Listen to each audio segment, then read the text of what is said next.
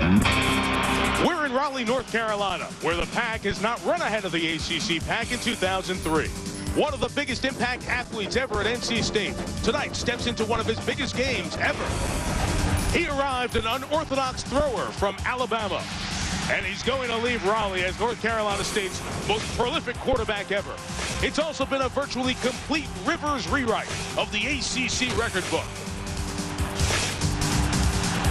And tonight, perhaps the last remaining league mark. 3 more touchdowns to pass a Heisman Trophy winner. Philip Rivers is the star center stage as College Football Thursday welcomes you to the state capital of North Carolina. We're in Raleigh as Carter-Finley fills for Clemson against North Carolina State. Somebody gets win 5 on the season. Good evening, everyone. We welcome you to the start of the college football weekend. Around here, there were big hopes this summer for North Carolina State. Talk of winning the ACC title, a BCS bowl berth, and perhaps Heisman hopes for their quarterback, Philip Rivers. Well, fall has brought a dose of reality. If North Carolina State doesn't win tonight, they could be looking at a 500 season. They're going up against a good opponent in Clemson. It's a Clemson team that lost 30-0 in the opener, embarrassed at home by Georgia. Since then, they've won 4 out of 5, and the temperature, the heat's always on the coach at Clemson. It's down a little bit on Tommy Bowden right now. If he can get this one, November will be very comfortable in South Carolina. Here is Coach Bowden standing by with our Dr. Jerry Punch. Well, thanks, Mike. Tommy Bowden's Clemson Tigers coming off an impressive come-from-behind win last week against a top 25 team. And, Tommy, what does your team take away from that game that'll help you here tonight? Well, I don't think you can't help but take away a little bit of confidence. Kids feel a little bit better. We had a short week, so it really helped as far as attitude in practice. You know Philip Rivers very well. You've played him 3 times, beaten him twice. What's the key to neutralizing him tonight? I think we have to change up things in the second half. I don't think we can play a consistent man coverage or zone coverage. We got to mix them up, and we got to make him move off the spot a little bit. T.A. McClendon ran for a career-high 178 yards last year against your Tiger defense. What concerns you more, number 44 or number 17? No, there's no doubt it's a combination. You know, if we can't stop the running game, then 17 hadn't had very much other than hand it off, and he's deadly himself. But we'd like to start by stopping the run. Hey, Tommy, thanks for your time. Good luck tonight. Thank you, Jerry. All right, Jerry down here on the field with the band, Lee Corso and Kirk Herbst. It's good to be down here before the game. We talked about 44 T.A. McClendon, supposedly healthy. What a difference that would make for North Carolina State. Well, any great quarterback, whether it's at the college level or the NFL level, you become that much better when you have an effective ground game. And for North Carolina State, when you take T.A. McClendon out of the mix, they become one-dimensional. T.A. tonight will be close to 100%. They've held him back, waiting for this game and this opportunity. And he is one of the best backs when he is healthy in the country. And, of course, Philip Rivers, what he can do is not only distribute the football, but he's their leader. A 4-year starter, has seen every defense you can imagine. And I'll tell you what, with Clemson coming into this game off the big win last week against Virginia, they're coming in with a lot of confidence, and their offense can score a lot of points. And I think T.A. and Philip are going to have to be ready to try to outscore Clemson. Well, outscore Clemson.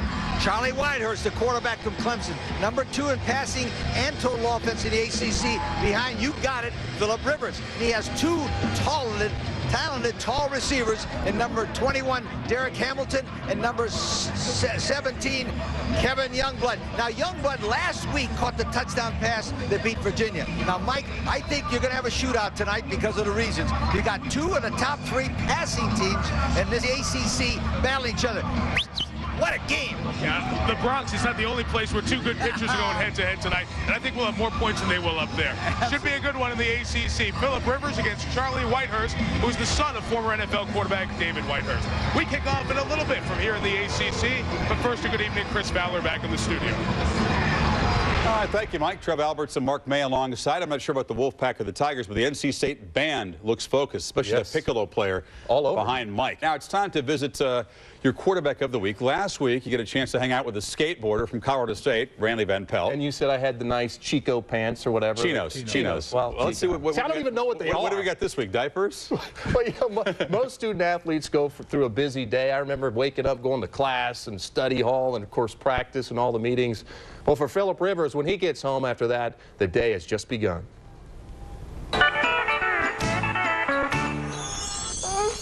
I'm here with Hallie. You may not know Hallie, but you might know her dad, Heisman Trophy candidate, husband, and doting father, Philip Rivers.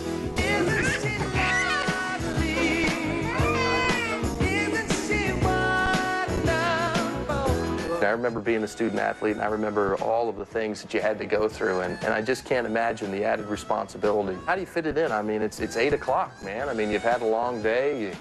Most student athletes don't have to do what you're having to go through. Yeah, it's different. People ask me all the time how I fit it all in, but to me, I wouldn't know. I don't know any other way.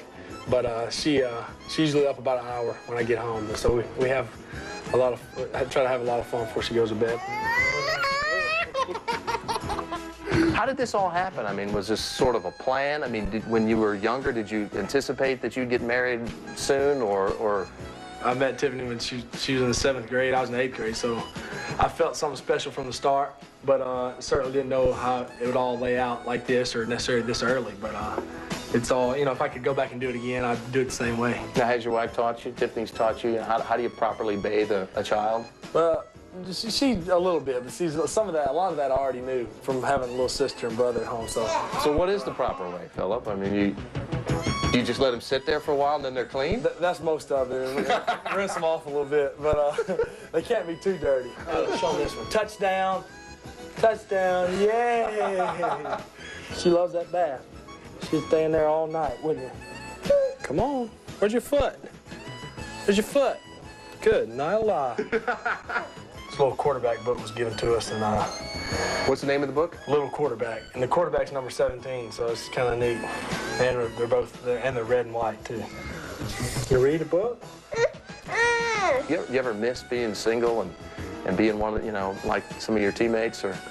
Not at all. I really don't. I got that. I got 2 semesters in the dorm and the video games and all that, but I certainly would rather be coming home here than at the dorm or in an apartment with a bunch of guys. You ready to go night-night? Say bye-bye. Say bye-bye. Bye-bye. How much of the child care is he doing? How much is... Let me be honest. I mean, Tiffany, his wife, does all the work. She's a great mom. And Philip even said, look, she does 80%, I only do 20. What about the game tonight? Well, I think when you look at the game, guys, I think North Carolina State, there's no question about their offense. We know about their running back and their quarterback. But I think the disappointing thing, if you're a North Carolina State fan, has been their defense. They're allowing 30 points a game, 426 yards of total offense. Kirk mentioned it off the top. He's exactly right. I think when you look at this game, it's an absolute shootout. If North Carolina State's going to win the game, Philip Rivers is going to have to win the game for him, and that's exactly the situation he wants to be in, Mark. I think we've discussed this throughout the entire season about Philip Rivers, T.A. McClendon. I still think T.A. McClendon's the missing piece of the ingredients for this offense. I think with him running the football, Kirk said it off the top, they're the worst rushing football in the ACC. The 4 games that he played in this year, they won 3 of those games, and the other game that he played in was against Ohio State that went to overtime. So I think he is the best player on this football team. He really helps this offense go. Better than Philip Rivers? Yeah, he keeps them out of those situations where it's 3rd and long. And I think when he's on the football field, they're an entirely different offense. Well, they need to play some defense. Did you guys make a pick? Struggle. Who you like? I like North Carolina State and shoot at home. As for the kid thing, how that happens, we'll explain that when we get a little time. Sorry about that. On ESPN 2 tonight, the Air Force Falcons, Colorado State Rams. These are bitter rivals along the Rampart Range. Key Mountain West Conference game at 10 o'clock Eastern time. You guys see that one. Baden Pelt, Heritage, good quarterback match. Again, there's just no question if you look at Colorado State about their offense. Their defense has been the trouble, and they've had trouble in the passing game. The good thing, playing against Air Force, not typically a team that throws the ball a lot. I think that Colorado State should be able to slow down that running game. And Chance Heritage, I like Colorado State. Yeah, I like Colorado State in this game also, the way that they create turnovers defensively, and I think they're just more of a physical team that Air Force is used to playing. The way that Colorado State's played the last 3 weeks, they played almost as well as any top 25 team. Play games at 10 o'clock Eastern again on ESPN 2, but coming up now on ESPN, NC State and Clemson. We'll see it back here at halftime. Rivers, will he get it done at home against the Tigers? Enjoy the first half. We'll see you a little later.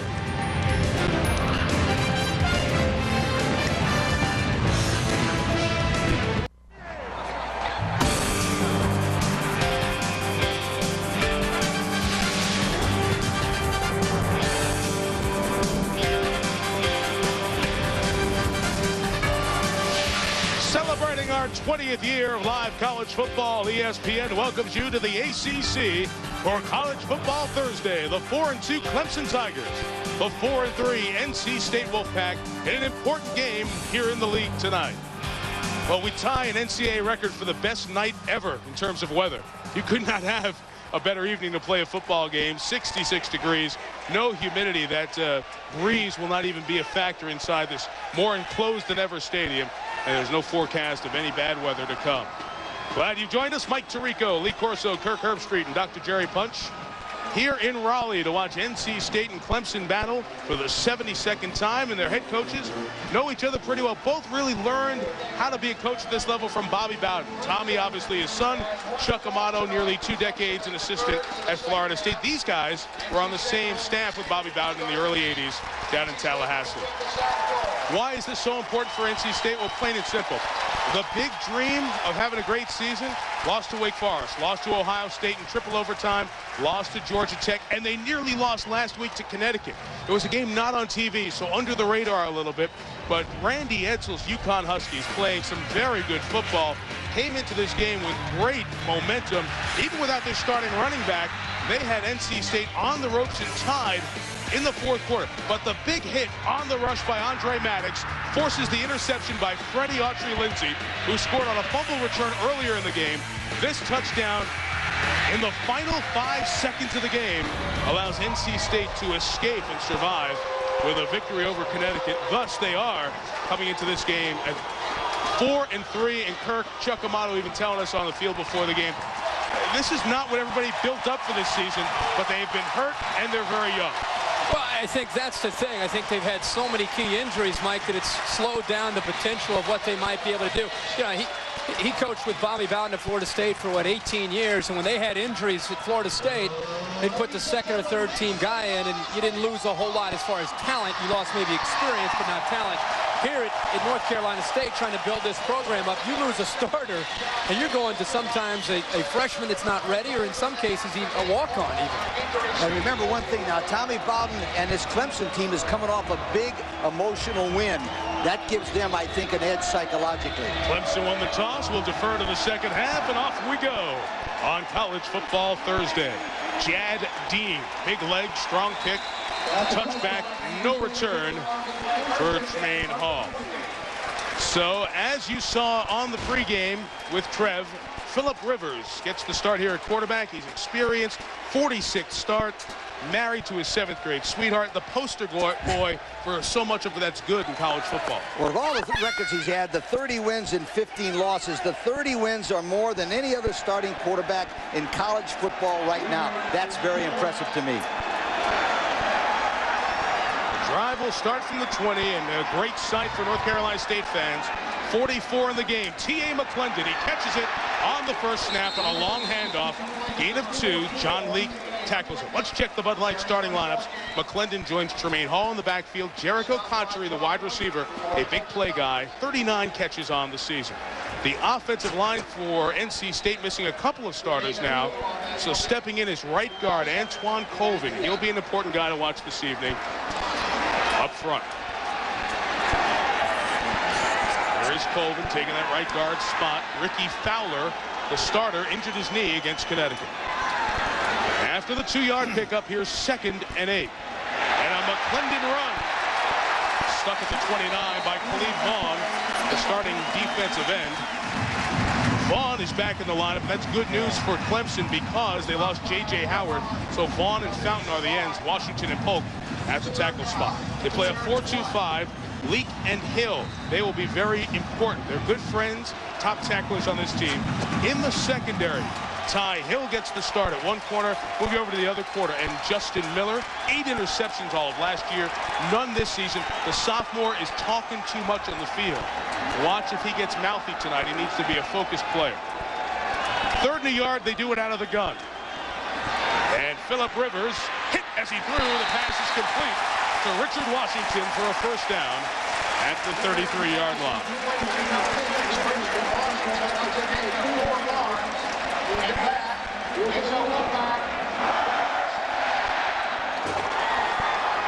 You'll see North Carolina State do that a lot against man coverage. So many teams over the years. Starts, of course, with BYU and Norm Chow, his experience here in Raleigh. It's been left here, his imprint, the crossing routes against man coverage in 3rd and short. And that time, Richard Washington, one-on-one against Ty Hill, picks up the first down. This is 1st and 10. The long toss to Conchery, and Jericho is pulled down. No gain on the play. Nice job by Maurice Fountain and Travis Pugh. Defensive end and free safety made the stop. They talk about that offense, Kirk. A good solid rank. 4th in the pass yards, 11th in points per game. with that lack of a rushing game speaks to the McClendon absence because of injury. I think it speaks also to the absence of an offensive line that can take control. I remember doing North Carolina State last year, standing up in the booth and even on the sidelines. I think we all looked at each other like, we know about Phillip Rivers, but how about this big offensive line blowing people off the ball? They haven't had that. Along with T.A. McClendon's absence, they had to rely strictly on throwing the ball. Fake to McClendon. Rivers looks and throws. Incomplete. Behind a good-looking and improving tight end, sophomore T.J. Williams. He's going to give you a lot of classes with North Carolina State. You're going to hear a lot of freshmen and sophomore. It illustrates why a team with high hopes and dreams has struggled to 4-3 to start this season. And it's the injury factor, as Kirk alluded to at the beginning of the show. When you don't have a lot of good football players, if you get the best one hurt, you don't have a very good one to go in. That's the problem you have building a football program. Chuck Amato in his 4th year here at NC State. Rivers has started every game that he's coached. Not the best snap, some time, but now Rivers lost the football. Pulling for it with John Leak. And Rivers got it. Maurice Fountain caused the fumble, but Rivers able to pull it back from Leak, so it forces a punt instead of Clemson taking over at the NC State 32. Well, Fountain's going to show you his athletic ability, just going right around John McKeon, number 75. He uses the speed and also good coverage downfield to give Fountain enough time to get to the quarterback, Phillip Rivers. Very lucky he didn't fumble that ball away. Austin Herbert had 2 great kicks last week. He kicks it to Derek Hamilton, who lets it bounce. Nearly dropped it and is brought down. So that one ends quickly. 44-yard punt, no return. And the tackle made by Thomas, the backup linebacker, Pat Thomas. Well, there's the quarterback, Charlie Whitehurst. I mentioned he is the son of a former NFL quarterback, David Whitehurst. His 12th start, Kirk, but he plays with more confidence than a guy who started only a dozen games. I think the difference in Clemson this year across the board is an attitude. There's more of a team feel. You can see it in the warm-ups, and I think a lot of it is associated to Charlie Whitehurst and the stability that he brings to being the guy, without any question, under center for this Clemson team. You're going to see a lot of this in Clemson. Show the defense and then look over to the sideline for the new play. The NC State fans are trying to make it difficult on them. North Carolina State plays the Florida State defense. A lot of man pressure, but last year they were known to play zone against Clemson. Play action pass. Whitehurst has the back open. Dwayne Coleman. He caught it inbounds, then out at the 36. It'll be a first down. Pickup of 12 for Coleman, who starts, but we're going to see Yusef Kelly, a talented running back as well. Williamson, the tight end. Youngblood and Hamilton, they're both over 6 feet and both big playmakers. The guys blocking for them, they also are banged up, like NC State. A couple of new starters tonight. Roman Fry, freshman left tackle, first start. Move over to the right guard, Chip Myrick, sophomore. He, too, gets his first start on a short week, but both played a lot of snaps in Clemson's win over Virginia in Death Valley on Saturday. First down from the 36-yard line. Play clock at 1, and they get it off in time, and Coleman is popped in the backfield. Initial penetration by Dwayne Herndon. 3-yard loss already. NC State rotating their defensive linemen up front. So Herndon in there, but the 2 freshmen on the end, Mario Williams, James Martin, true freshmen starting here mid-season. And another redshirt freshman in there as well. Autry Lindsey, we showed you his big touchdown. Manny Lawson blocks kicks. Thomas made the special teams play.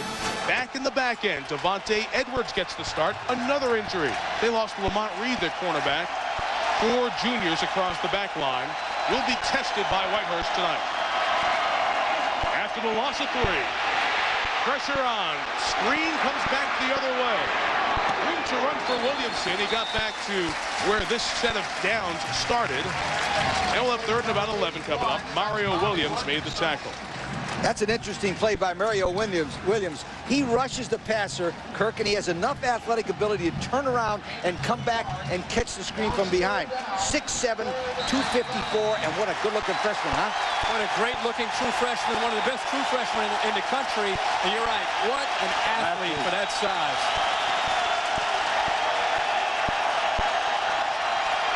They rush 5. Whitehurst steps up, nobody's open, takes off, has decent speed, but can't get to the marker for the first down. And a flag comes down for the late hit. Whitehurst was tripped up. The defender coming to him couldn't stop his momentum, came right down on Whitehurst.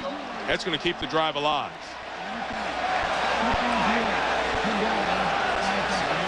Our referee tonight, Joe Ryder, insurance salesman from Florida. So it'll take it across midfield against Chuck Amato's team. To the play, personal foul on the defense. 15 yards, automatic, first down. He's got the same kind of voice that Chuck Amato does. Joe Pesci. Like you're right, the defender Garland Heath could not slow down his momentum. By the time he got there, Whitehurst was already out of bounds, and he should have tried to dive over the top instead of coming over the top of his back. Good awareness by Whitehurst, though, to get out of the pocket, try to make something out of it. And it works out first down at the 41. A handoff to the sophomore, Dwayne Coleman. Trying to rip the ball away was Pat Thomas, but Coleman got out to the 35 for a pickup of 6.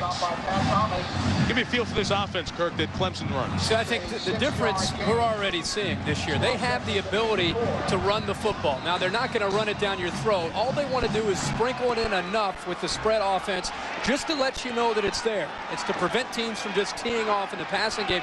Last year, that's what hurt Tommy Bowden and Clemson's offense is they were such a spread-oriented team that they didn't have any threat of running out of the eye or even from the shotgun. The teams teed off on their passing game. This year, you have to respect that ability to run the ball.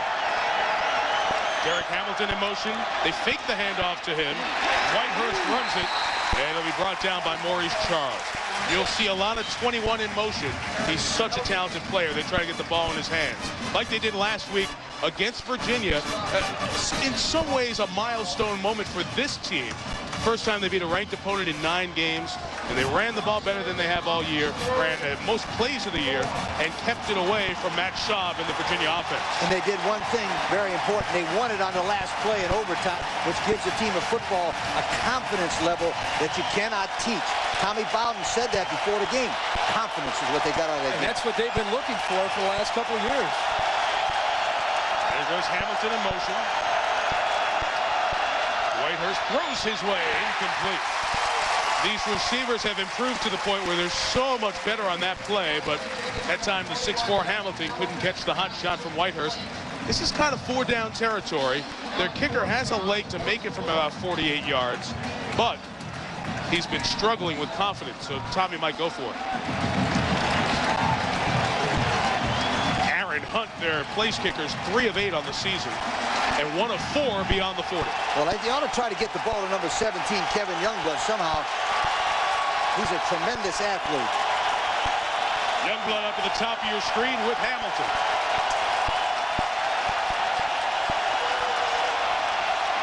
Pressure, Whitehurst throws underneath, shy of the first down with the tight end Williamson. Andre Maddox, who made the big hit in the Connecticut game, helped make the play, but pass rush from Pat Thomas gets Clemson off the field. And NC State's prolific quarterback Philip Rivers back on when you come back to Raleigh.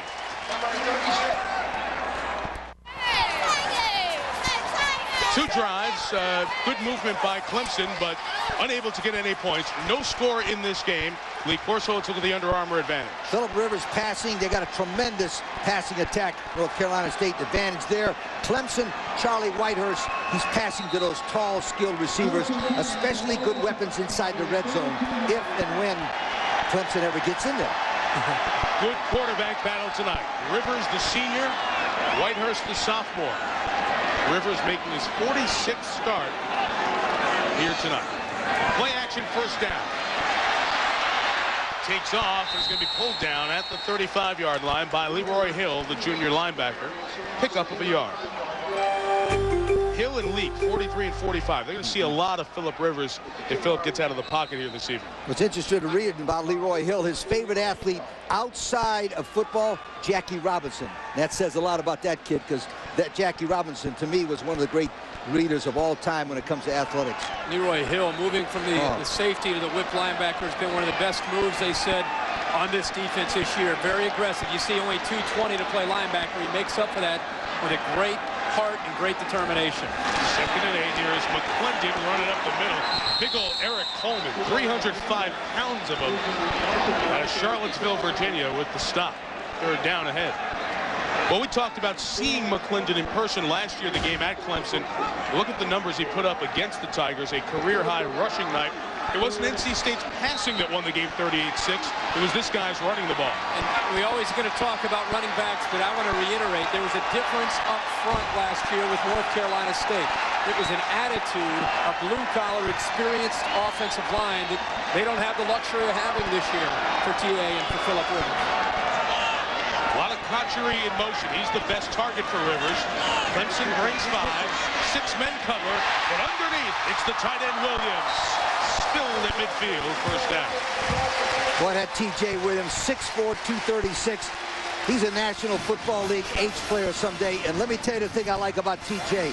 He can fly. And an interesting note about him in his bio. He used to return kickoffs in high school and set a school record for kickoff returns at 6'4", 236 pounds. And that is a future NFL H-back. Sophomore, his 18th catch of the year. He's averaging about 12 per, so he shows he's a tight end who can stretch the field. Fits very well in this offense. From the Clemson side of the world, in the belly of Cotchery, well read and shut down by Maurice Fountain. Loss of 3 on the play. You see it every single week in college football. And you have a defense that's over-pursuing and very aggressive. The offenses always try to come back with some kind of misdirection. This time, North Carolina State used motion and then came back with Cotchery. You get a great shot there of Fountain, and the discipline that he's playing with tonight, staying at home instead of pursuing and following it the other way. He stayed there, knew his responsibility, and was there to make a big play for this Clemson defense. Great athletes on the edge for this Clemson defense. A lot of speed. After the loss of 3, 2nd and 13. Richard Washington in the game at the top of the screen. Rivers comes the other way. Nice throw to Tremaine Hall. Got across the 45 and then got pulled down by Jamal Fudge. He'll mark his forward progress out at the 43-yard line. Well, that's a perfect example of the arm strength of Philip Rivers. He that time was flushed out of the pocket, Kirk and Mike, and on a run, he gives that quick short arm. Boy, that was a nice-looking pass. You couldn't see it maybe on television as much, Kirk, but boy, from up here, boom, that had a nice tight spiral. And it's accurate. You know, people always talk about how it doesn't have the prettiest delivery and it's awkward and it's unorthodox. You know what? It's accurate. It's always on the money, and it just reminds. It's kind of like a Bernie Kosar kind of thing, where he just gets it there, and it's always efficient. And like you said, Lee, gets there in a hurry. 3rd and a couple, need to get over the 40. Rivers is flushed. He'll run for it, and he'll have the 1st down at the 38-yard line. He is not the fastest in the world, but I think you see his knowledge of comfort around the pocket and when to go is very good. And I think that's the biggest difference from Philip Rivers as a freshman and Philip Rivers now. You're going to have a blitz here. They're rushing 4, but Philip Rivers in the feel that he has here, that's the important thing for quarterbacks. This is 4 years of experience, and he's not panicking. Even now, he's still ready to throw if he has to, but the savvy there to get up into the field. He knows the down and distance, picks up the 1st down to keep this drive alive. 10 back to the run. To McClendon. Across the 35 and out to the 32-yard line. Montrell Jameson, Leroy Hill in on the tackle.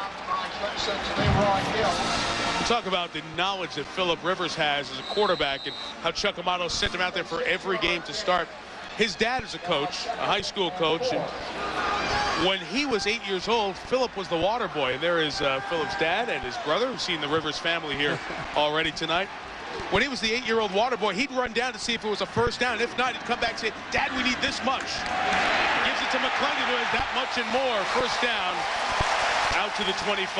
It just gives you the sense that he has that extra sense, that football sense, that you can't teach in 4 years of college. Well, Noel Mazzoni is doing a good job now, the offensive coordinator of North Carolina State. Remember, reverse. Remember, bounce out. Remember, trap up the middle. Mazzoni there has good experience. He was at Auburn and Oregon State. He brings a lot of experience. He's doing a terrific job of calling the plays right now. Mazzoni came here from Oregon State. Before that, he was with Tommy Tuberville at Auburn and Ole Miss. First and 10 for the 25, and Rivers rolls it. Somebody going to break open for him? Nope, so he'll keep it. Took a shot, but picked up 8 yards. Jamal Fudge with the stick. We'll have second and a couple coming up.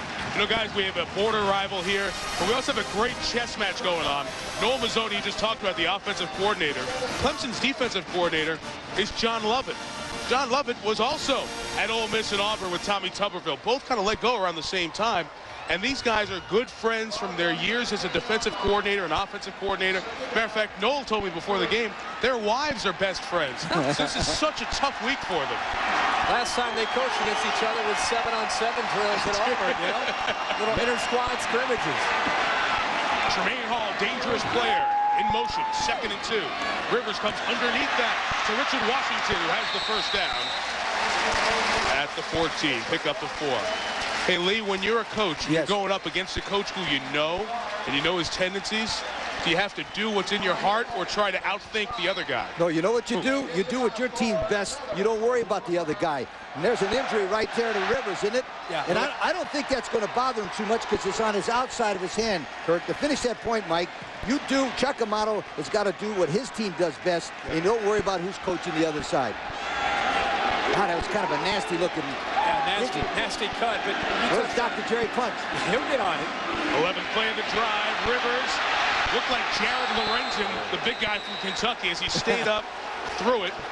It was incomplete and no grounding because the receiver was in the neighborhood. Boy, Rivers getting a lot of hits here. He's taking a lot of hits, and again, this is worth a debate here on whether or not he was down or whether or not he's just throwing this ball away intentionally. He gets it. He's waiting for T.A. McClendon to get close enough. And you can't see him. He's right close to being in the picture there. What's the rule in college about blood? And I know in basketball you can't play. Do they have to take him out, Mike? Blood rule. It should be the blood rule right now. They should take him out of the football game. We'll see maybe how it happened in a moment. McClendon gets to the 10. We'll have a 3rd down and about 6 coming up, as McClendon's been a part of this drive. It may have happened on this play as Jamal Fudge, the sophomore out of Jacksonville, gives Phillip a shot here. That's a big hit.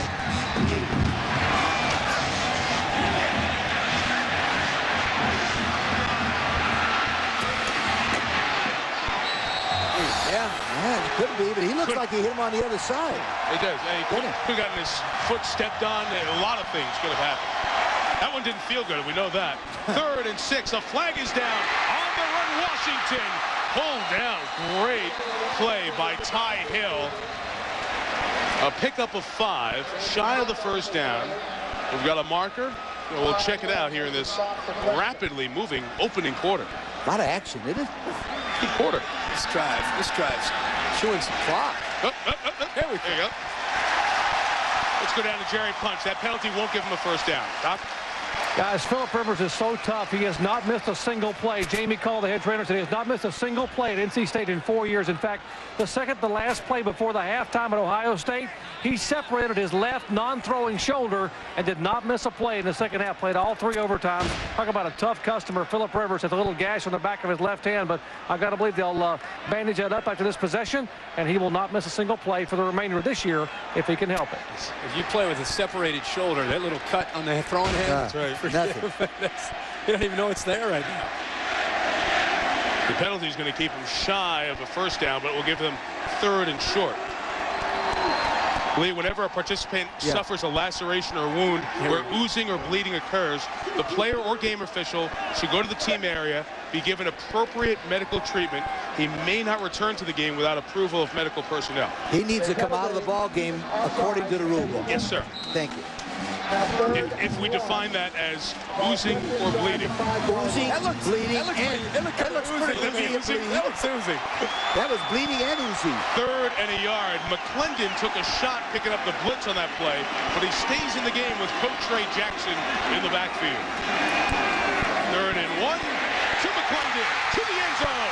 Touchdown, NC State.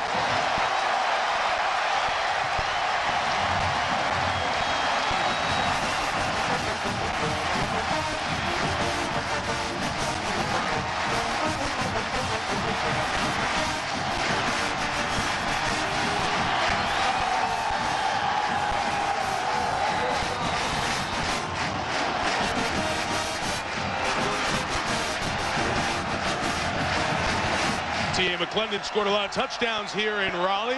That's his first receiving touchdown. Adam Kiker on to try the extra point. Out of the hold of Chris Young. 7-0 NC State.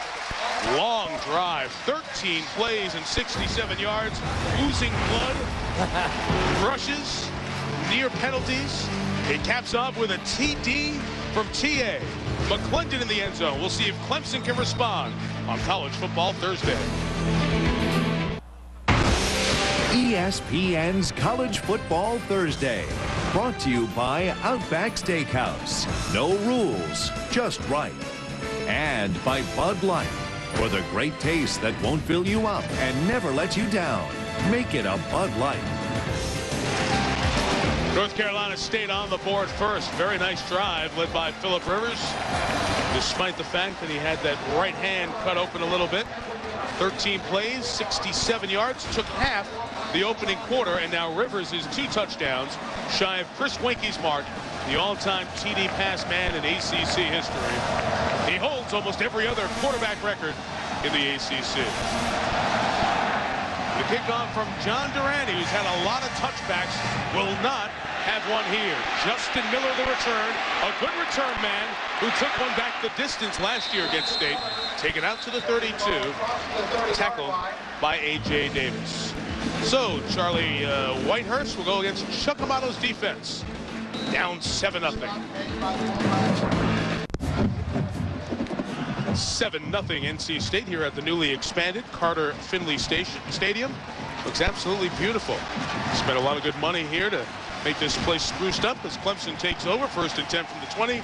Take a look at the new color of money, the redesigned $20 bill, now in circulation. I actually got a new 20, guys. You got it with you? I got it out in Las Vegas last week. It somehow didn't make it back. I don't know how that happened. Again, this has become part of the rage for these spread offenses. Come out, look at everybody, let the coaches get a look at the defense, then signal in the play. The signal run with Yusef Kelly, hard runner who got just smacked by Troy Graham after a pickup of about 3. Kelly had a very good game last game. You may have read in the paper today nationally that Kelly was suspended and injured this year. That's inaccurate. He was not suspended at all this year. He was injured. Now, he wasn't exactly on the top of Tommy Bowden's favorite player list, but he was not suspended.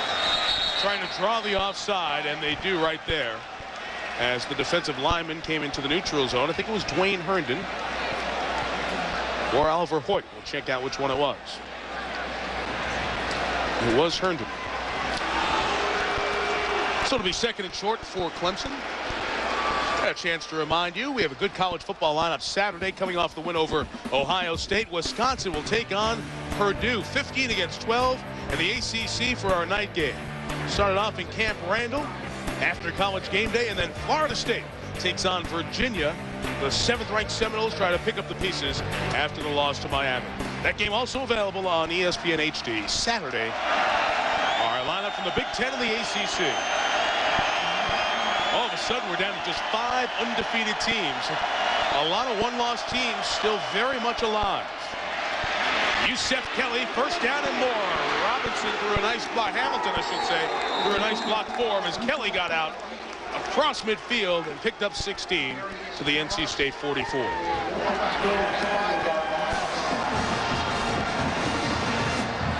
So you may be asking, what did Yusef Kelly do to be in the doghouse? Well, he came back too heavy, came back with too much weight, missed a couple of days of practice early on, wasn't in condition, got passed by the other players. Tommy Bowden held on, said, get ready, get ready. Prove to me you're ready to get back in there. A healthy Kelly was dressed but did not play. And then after a snap of action a couple of weeks ago, had a very good game against Virginia. Charlie Whitehurst is flushed. And we'll just live to see another play. Legal tackle by Manny Lawson, the linebacker, riding Whitehurst out of bounds after a gain of 1. And that's a good point. The reason why that wasn't a penalty is Lawson had a hold of him as they went out. He didn't hit him after he went out like that other guy did before, Kurt. Whitehurst, I think in this case, shows his youth. When he makes a decision to go, he's got to go. He's got to get out of bounds because he kind of took it easy there, nonchalant, and he gave a free shot to Manny Lawson to get a good shot on him. Hey, it looks like a quarterback. 2nd and 9. The fake, come back to the near side for Kevin Youngblood, who wins jump balls. This one's incomplete. There was a lot of hand-to-hand with Greg Golden, and a flag was thrown. Now, Youngblood, on the game-winning touchdown against Virginia, could have been called for offensive interference. He was not. And here he might get that flag. He will.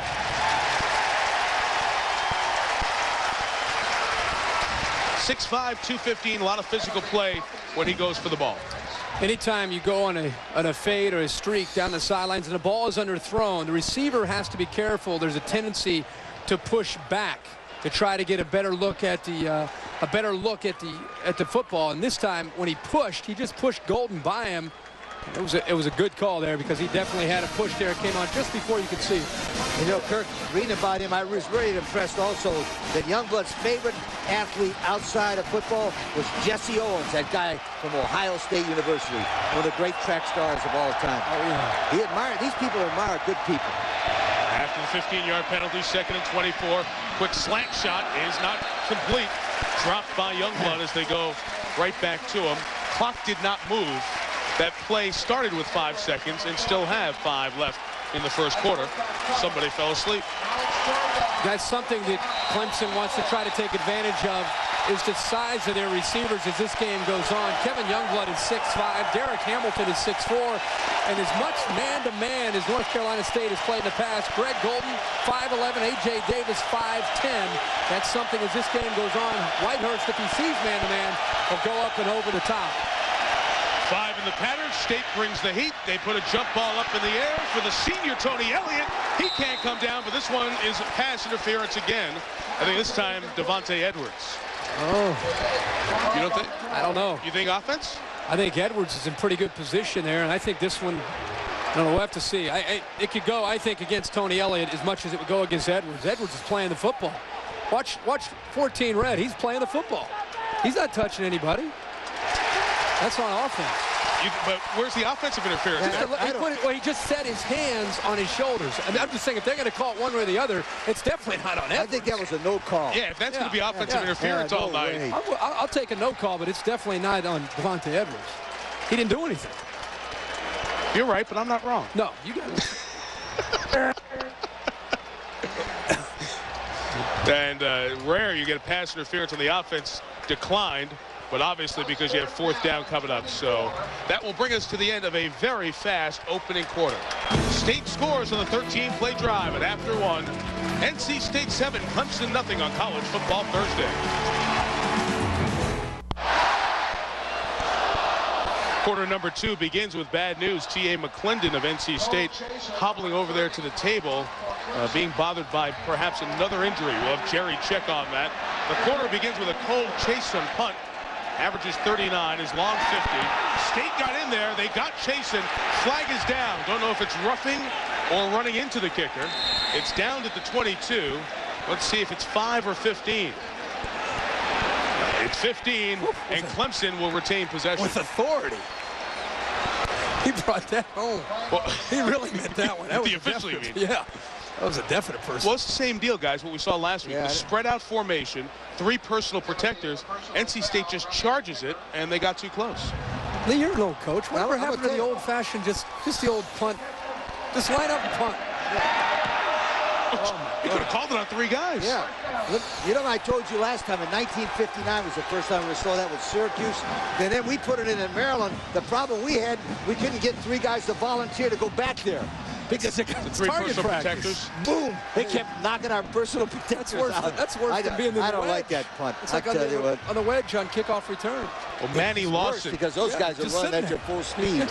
Manny Lawson, 91, was barreling in there. He has 4 punt blocks in his career, including 1 this year. But can't anybody line up and punt anymore? Just do it. Just punt. Jeez. Every week, the rugby punt, the formations. The only way to punt it is do what the National Football League does. They got the best punt because they got a guy that spends all his time doing it. Yusef Kelly runs. They go to a power formation, pick up 2 to the 40-yard line. Well, this game tonight happening right across the street from the RBC Center. That's the home of the Carolina Hurricanes, and 3 of the NHL players in attendance tonight. Jesse Bulleris, Jamie Storr, the goaltender, an NHL veteran, and Eric Stahl, the center, number 2 overall pick in this recent draft. That's the building where the Canes fever caught a couple of years ago, winning the Eastern Conference Championship, then taking the Detroit Red Wings deep into the finals before Hockeytown celebrated another Stanley Cup. Just thought I'd sneak that in for you there, Herbie. Good job. Great people with the Hurricanes. Jim Rutherford, Peter Carmanos, the owner. Here's Kelly with the run. He gains a yard or so. The Hurricanes working very well with the NC State folks. They are right across the parking lot here. They've made the relationship very, very good. And next Thursday on ESPN2, you can see the Hurricanes taking on the Boston Bruins right over there at the RBC Center. And that game will be seen down here in the Carolinas. So you watch your Canes on ESPN2 a week from tonight. When do they play the Columbus Blue Jackets? They don't want anything to do with the Blue Jackets, my friend. It's a good hockey club up there. 3rd and 5, trying to keep a drive alive. Whitehurst throws, complete but shy of the first down to the graduate student, Tony Elliott. And again, in 4-down territory, they'll go for this 4th and short. You know, and Clemson here early in this first half, they've had opportunities to pick up first downs. These receivers have to get beyond the first down line. They continue to run their routes underneath, a yard or 2 short. And North Carolina State's making a tackle right after the catch, and they can't get upfield. Take your route up another 2 or 3 yards and give yourself a chance at the first down. You can do that against some teams, not athletic DBs like these guys. All right, Bowden now signals in the play. And Whitehurst this time needs to take a timeout. A little confusion there, which happens very often in this system. So we'll have 4th down and a couple. Clemson trying to keep a drive alive here in the second quarter.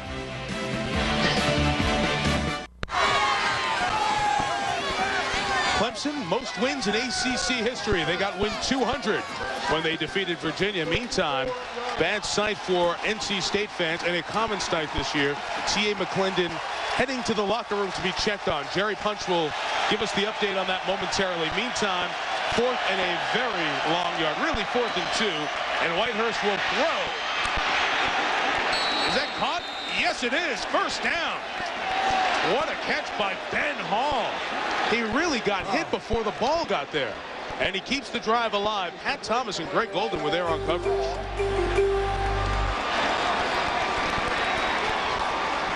Everything you're not supposed to do, and it worked out. A tight end dragging into a corner, sitting in a zone, just waiting for him. It's usually a knockout shot for the corner, but Hall's able to hold on to it for a first down. It's cat and mouse game right now. If we get a wider shot, Charlie Whitehurst is looking at the safeties. And North Carolina State, they're waiting for him to make his call because that's a run formation. And then the safeties will stay. If they stay back, you're going to try to run the football. And it's Dwayne Coleman keeping it alive. Got to the 26. Pulled down by Troy Graham. A 5-yard pickup on the play. Well, there's McClendon, the star of this NC State offense. Once again going back for a medical checkup. This was the play before McClendon caught the touchdown. Watch him try to pick up the rushing lineman. Really, it's not a blitz. Donnell Washington at 320 pounds barrels into TA. You see, he stays down there. He did come back to catch the touchdown, but couldn't stay on his feet, and now headed back to the locker room. Jerry Punch will give us the update momentarily. Clock down to 2. And 1. They get it off. Run Coleman, who's got an opening at the 20. He lost his footing. Or else he might have had more, but it's a first down at the 20. All right, Jerry, what's going on with TA? Well, guys, they examined the left knee. When he went down on that play you saw a moment ago, the left knee tended to try to lock up. It wouldn't completely extend back out. It was locked in a flex position. They brought him to the sidelines and examined him. And Michael and David Feigenbaum, the two orthopedic surgeons, are going to take him back in the locker room and examine the left knee, the lateral meniscus, and manipulate it and see if they can get it unlocked a little bit and see what's going on inside that knee. But that's the update. We'll update you more when they finish the exam in about 15 minutes. So frustrated. First game, he was coming in healthy for NC State. Meantime, it's 1st and 10. This odd drive alive. Yusef Kelly pounds it inside the 15 to the 13. A pickup of 7. And those are the Clemson fans who made the trip chanting "U for Yusef." Well, Charlie Whitehurst is keeping an eye right here on these safeties. That's his read, and that's what Tommy Bowden is reading. You see the I formation. They want to be able to run the football into a 7-man front. And if the safeties are going to stay back, Clemson feels like, hey, this is the difference in our offense this year. We can take advantage of that matchup. Yeah, there they go. They were ready to go with the play. Now look over to the sideline. North Carolina State's going to be playing cat and mouse game. As soon as he gets back under center, that's a lot of times when they'll go to a different look. Kelly tried to bounce it to the left side and got down close to the first down at the 10-yard line. Had Thomas, Greg Golden. That's about the 4th time we've called them in tandem on the defensive right side for State. The hope is to get Clemson and their quarterback, Charlie Whitehurst, to think it's maybe a zone defense with the safeties back. And then once he confirms the look to Tommy Bowden and goes at the play, a lot of times that's when North Carolina State can jump to a different defense. And Kelly is shaken up here as well. So even though not the starter, the 2 best running backs for each team, Kelly for Clemson, McClendon for State, hurt here in the opening quarter. Dwayne Coleman will come back in. Lee, let me ask you something. Yes. All this, this is the 4th week in a row, or 3rd week in a row, we've seen the spread offense with how these teams are doing this. Look over at the sideline, get the coach to call. Do you like that? No, I don't like it at all. I think what it does, it gets you out of rhythm. I've seen it 2 or 3 times work very nicely. And Kirk said they're looking at the safeties and run the football. But I think if you're well coached and you're schooled and you're well scouted, you ought to know that before you come out of the line of scrimmage. And it does get your guys off the ball and start playing. The one thing it does, it allows the coach to orchestrate the game as opposed to a less experienced quarterback, even though Whitehurst is a more experienced sophomore than you'd find elsewhere. Where this became trendy in the college ranks about 5 or 6 years ago was a guy by the name of Steve Spurrier. His quarterbacks would walk up to the center in a big game with a hostile crowd, look over to him for confirmation. He would kind of give the sign, and they would go out and run the play. And now we've seen that kind of carry on these last few years. And the reason, Mike, and it's good to see that Kelly's able to walk off under his own power, but it's the reason you see this with the spread teams is because they're trying to break in the run and the pass instead of just having the pass, and based on what the defense does dictates what their call will be. 3rd and a yard. They were just short. A very good short yardage back. Chad Jasmine is in. He has it, but he's stopped. 5-star play by the linebacker, Oliver Hoyt, sophomore out of Tampa, will force Clemson to likely kick a field goal, and they'll try one.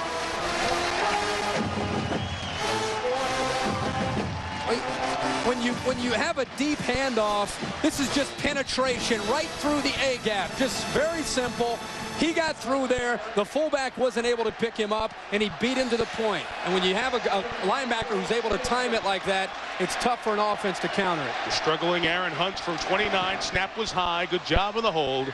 And the kick is good. The hold from punter Cole Chasen, who's in for Gene Pate, was the holder for Clemson. We'll tell you why he's no longer holding for them momentarily. State 7-3 without his best running back, T.A. McClendon. Phillip Rivers back on the field when you come back. ESPN's College Football Thursday, brought to you by Saturn, makers of the highly adaptable View, redesigned L Series, and the fun-to-drive Ion. If you are near Raleigh, North Carolina, State Fair opens tomorrow. We had the South Carolina State Fair at our South Carolina-Kentucky game last week.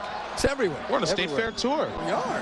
Last year, barbecue triangle. This year, State Fair trips. That was a 15-play Clemson drive that led to the field goal. A weird drive, too. We had a couple of offensive pass interferences, a roughing the kicker, a personal foul. Bizarre drive. The kickoff by Jag Dean will be returned by Tremaine Hall, only to the 14-yard line. Well tackled by David Dunham, backup linebacker.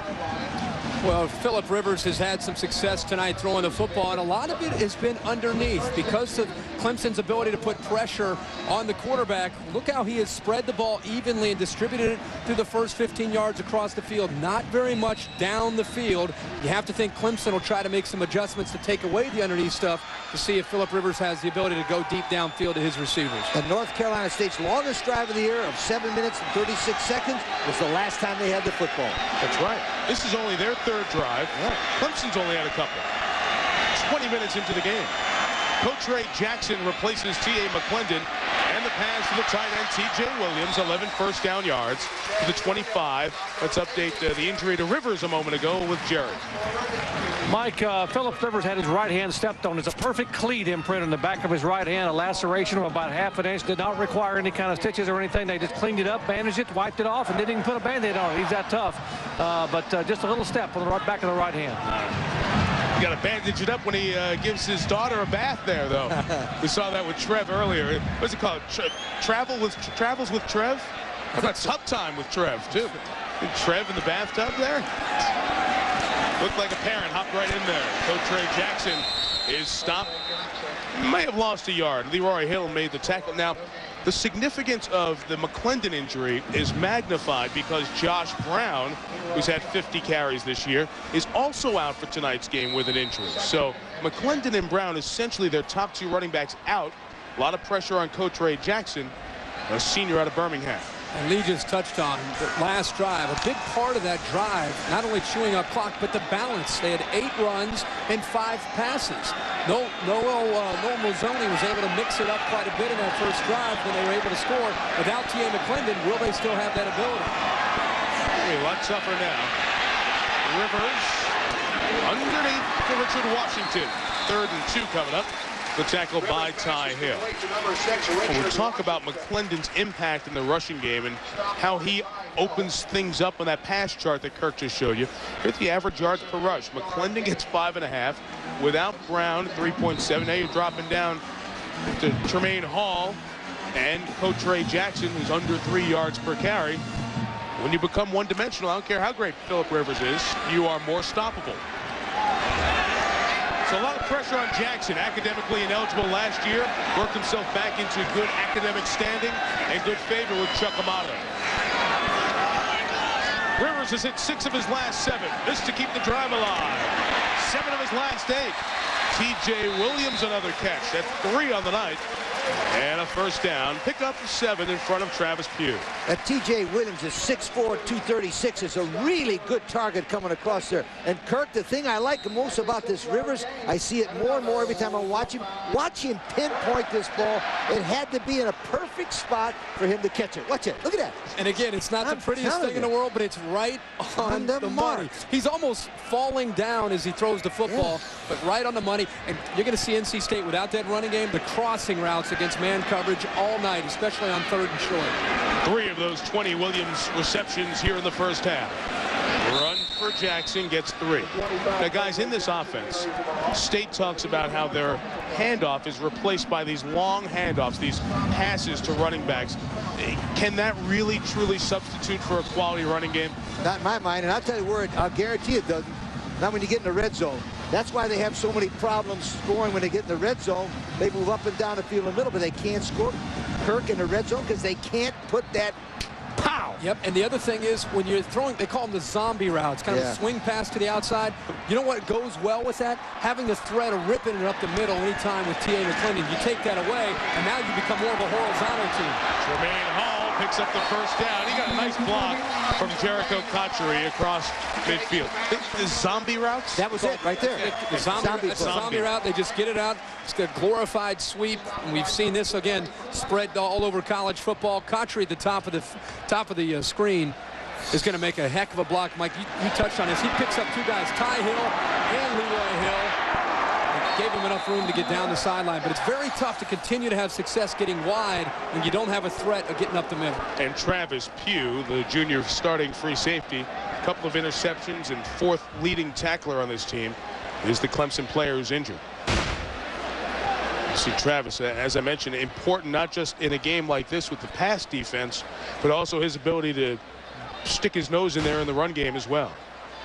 John Lovett told us that Pugh has become kind of the quarterback for the secondary. That's one thing he demands from that position with his system, is the free safety has to be aware of everybody's job and making sure people are lined up. And they said the more experience he's gained this year, he's become that guy.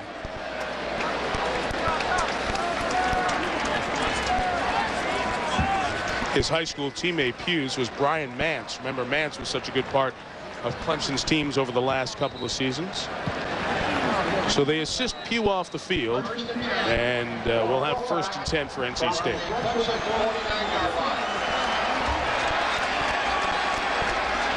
Tavon Montz, the junior out of Jacksonville, 23, comes in the game to replace Pugh. He's walking right near the yellow line at the 40, close to you.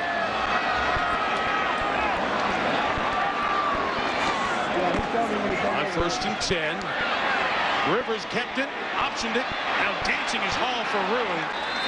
Clemson defense has been at home on all the misdirection. Pickup of 3 yards on the play. As Chris Fowler mentioned at the top of our show, another game tonight.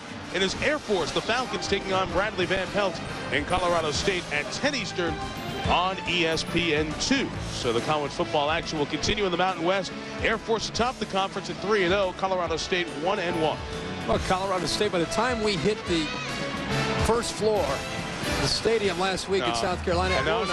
Don't lie to the people. What were you going to say? Was it 30? What was the score? It was like 31. By the time we got to the food line. The food. By the time we sat down and got food after the game. We got to the food line. It was 31-0. That was a nice audible by you, though.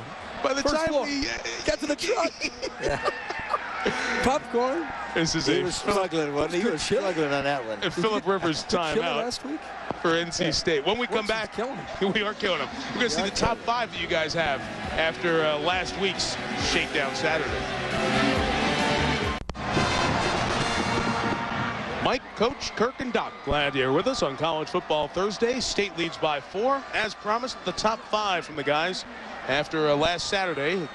In unison, I think, with the nation on the top 3. And a little flip at 4 and 5. I thought Georgia made a pretty strong statement last week against Tennessee. I mean, 4 and 5, it's almost interchangeable at this point. Plus, it's a long season because, you know, 2 and 3, one of those guys is out of it. That's right. And if one of the other teams loses, there are a lot of one-loss teams. How about Washington State exploding up the poll to number 6 this week after their only loss at the start of the season at Notre Dame. After the Rivers timeout, he's hit on 2nd and 8 and incomplete as Donnell Washington forced the pressure.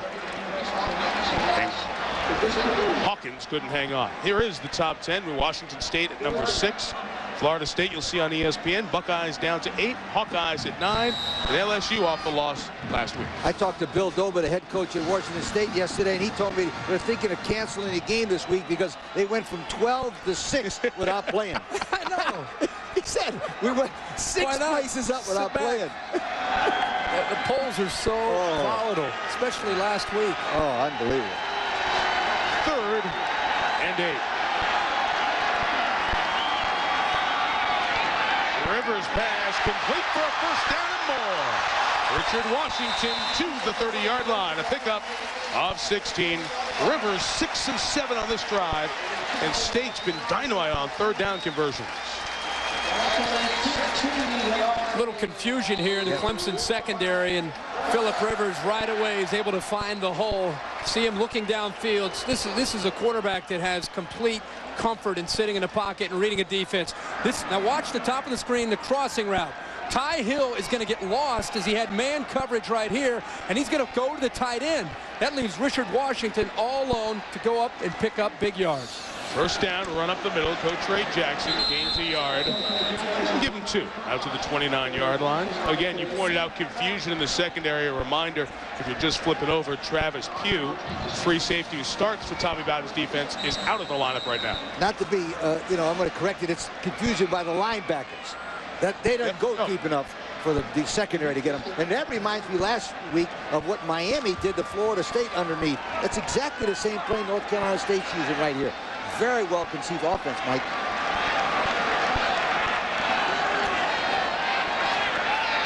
Here's 2nd and 8 for Rivers. Good job to elude one rusher and gets rid of that incomplete as Eric Coleman was about to take him down. Let's go to the studio and check in with Chris Fowler. Chris.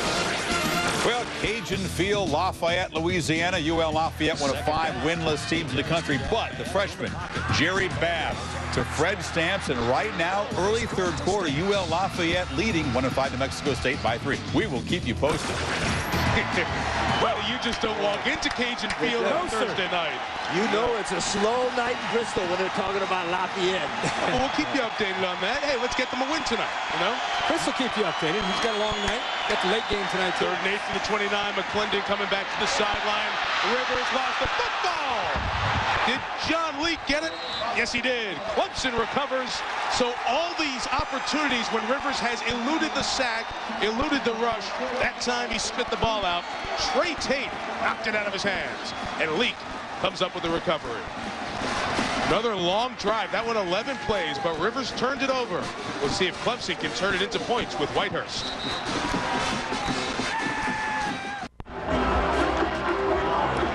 Gaffney, South Carolina's Trey Tate comes up with the caused fumble that is recovered. Clemson will take over.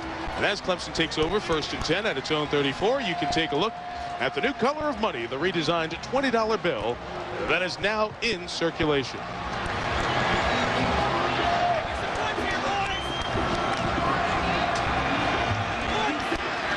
Of course, if any of our guys in the booth get it, it will not help the circulation process. Sorry. Too easy. I almost let it go. Lee had his headset off for a second, so I thought sneak it in. 1st and 10 from the 34 for Charlie Whitehurst.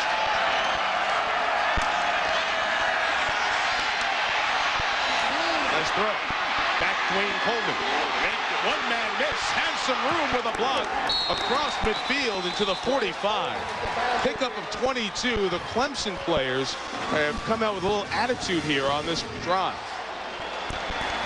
Whitehurst shows me a lot of poise here, Kurt. Remember, we saw him at Texas Tech last year, the toughest kid I've seen in years. But good movement here and a nice throw right there to the tailback, Dwayne Coleman. I like that play because they forget the Coleman and the tailback after he fakes it. And so much concentration on these great receivers. A nice call to dump it underneath to Coleman. I'll tell you what, Dwayne Coleman gives this offense a different gear that they haven't had in a couple years. 1st and 10 for the 44. Here is Coleman. Nice run up the middle. Very close to another 1st down at the 34. He's running more because Yusef Kelly's out. What about NC State's back? Here's Jerry.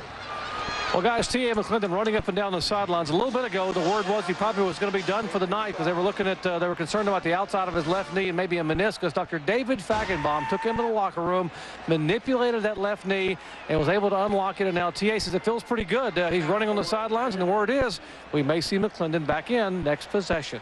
Well, he's had what, Doc? Wrist, left shoulder, right shoulder, hamstring, knee, hamstring. He's had everything.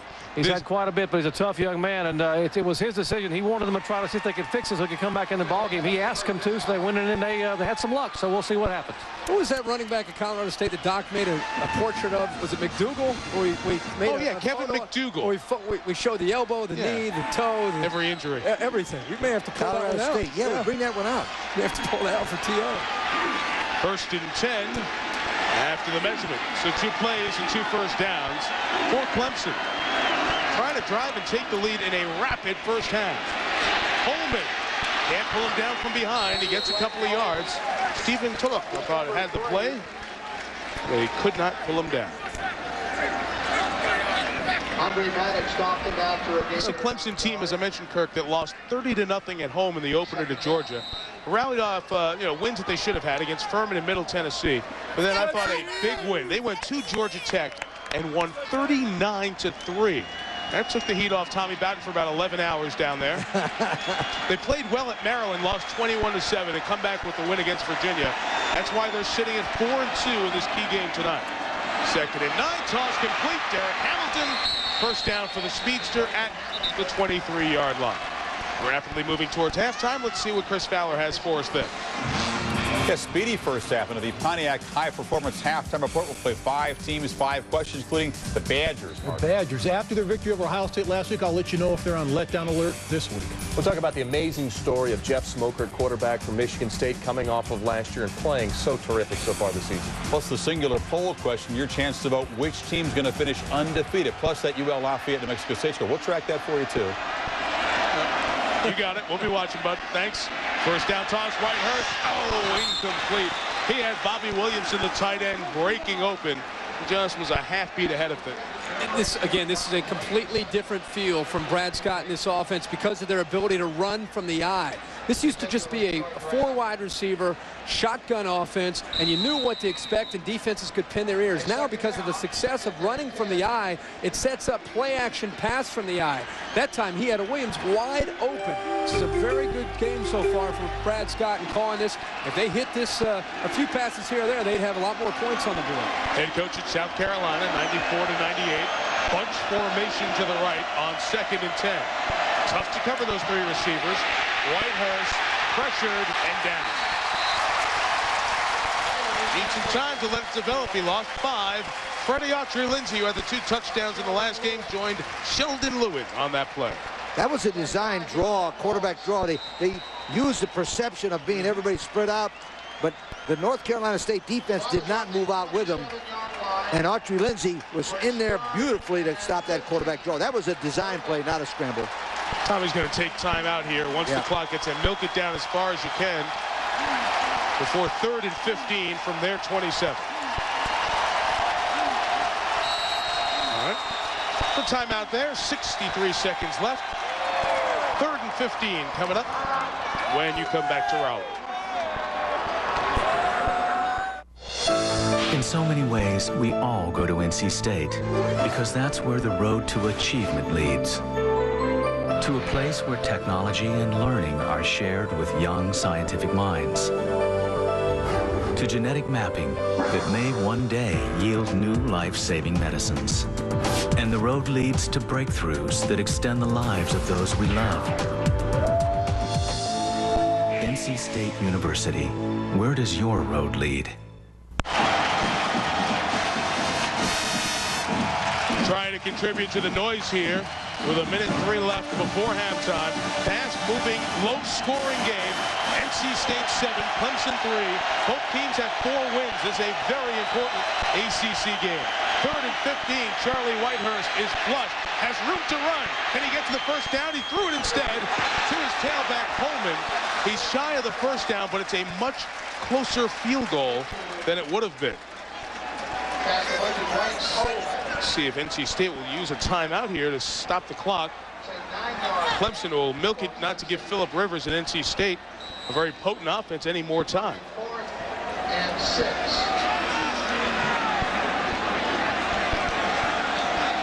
State had 2 timeouts left, but will choose to take it all the way down here and allow Clemson to do that and get the timeout. After Tommy takes one, I wouldn't be surprised if Chuck Amato took one to freeze him a little bit longer. Probably have a 35-yard field goal coming up. Phillip Rivers is 12 of 16 throwing tonight. This quarterback who is a record setter at North Carolina State in the ACC and all-time college football. Division I under the guidance of former Florida State assistant Chuck Amato. He's seen the quarterback that started every game for him past the Heisman Trophy winner of a year ago, Carson Palmer, into 6th on the all-time passing yardage list. Has a chance to move up towards the top 5 here tonight. Probably on his very next pass, as a matter of fact.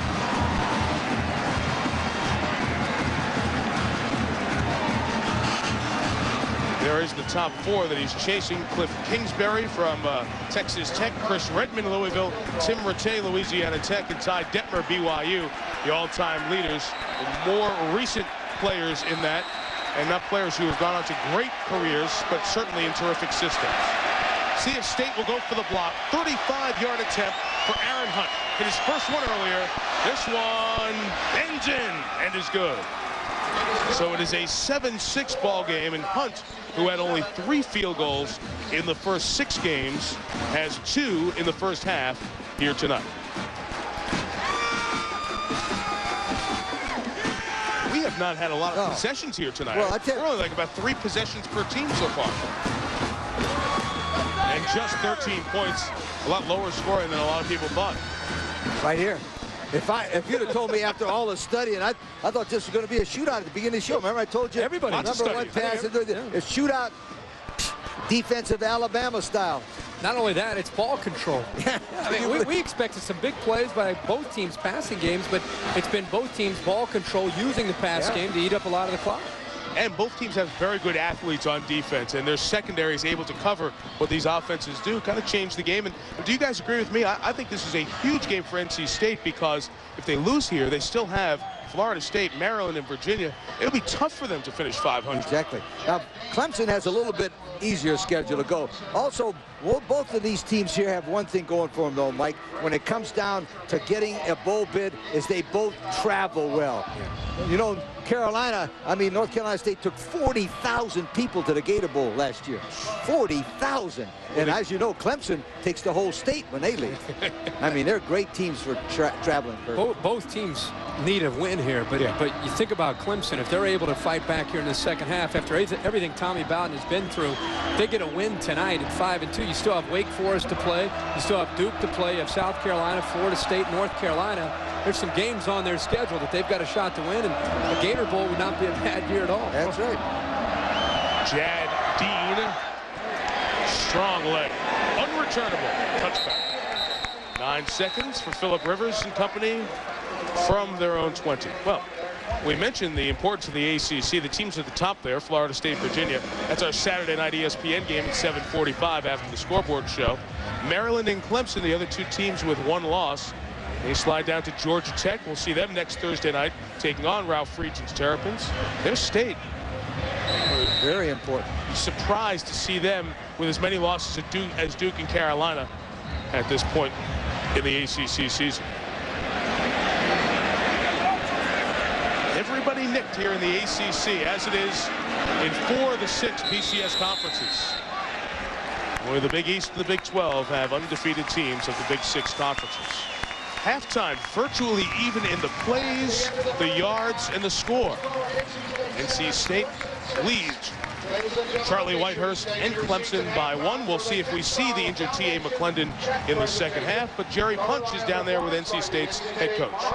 Coach, big games, you think about big players. I got to ask you about T.A. McClendon's status. I don't know. He did something to his other knee, and they got him inside, it locked up on him, and we'll know more when they go in there at halftime. It doesn't look good. I mean, it's a shame because it's just so much different when he's in there. But hey, we have to go with what we dealt. There's no, but we can't cry for that. Defensively, give up a lot of yards, but not a lot of points. Anything concern you defensively in the first half? No, if we can do that all game, we got a chance. You know, we got a chance. You know, the turnover down here was big. It was a 6-point swing, possibly at least, when we fumbled down here. And we've got to just keep coming after him. Thanks, Coach. You're welcome. And guys, going off at halftime a moment ago, T.A. McClendon gave a thumbs up to this Wolfpack crowd as he ran into the locker room. They believe he'll be back in the second half. Important guy for them, Jerry. NC State had 1 more point and 1 more yard in the first half. Clemson gets the ball to start the second half, but now the Pontiac High Performance halftime report. And here's Chris Fowler in the studio. Mike, thank you. Nobody there really minds a speedy first half, do they?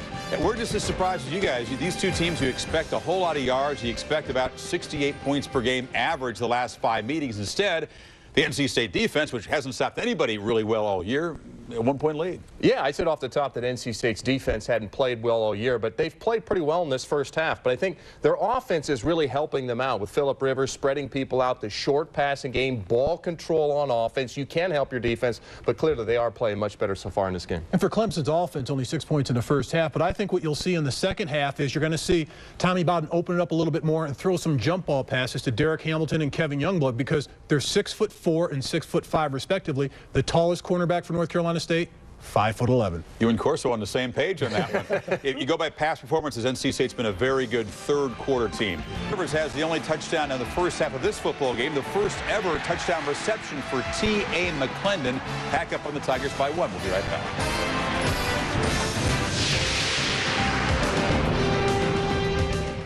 Mark and Craig, thank you. We'll have more in halftime after this. Wolfpack up 7-6 on the Clemson Tigers. Stick around.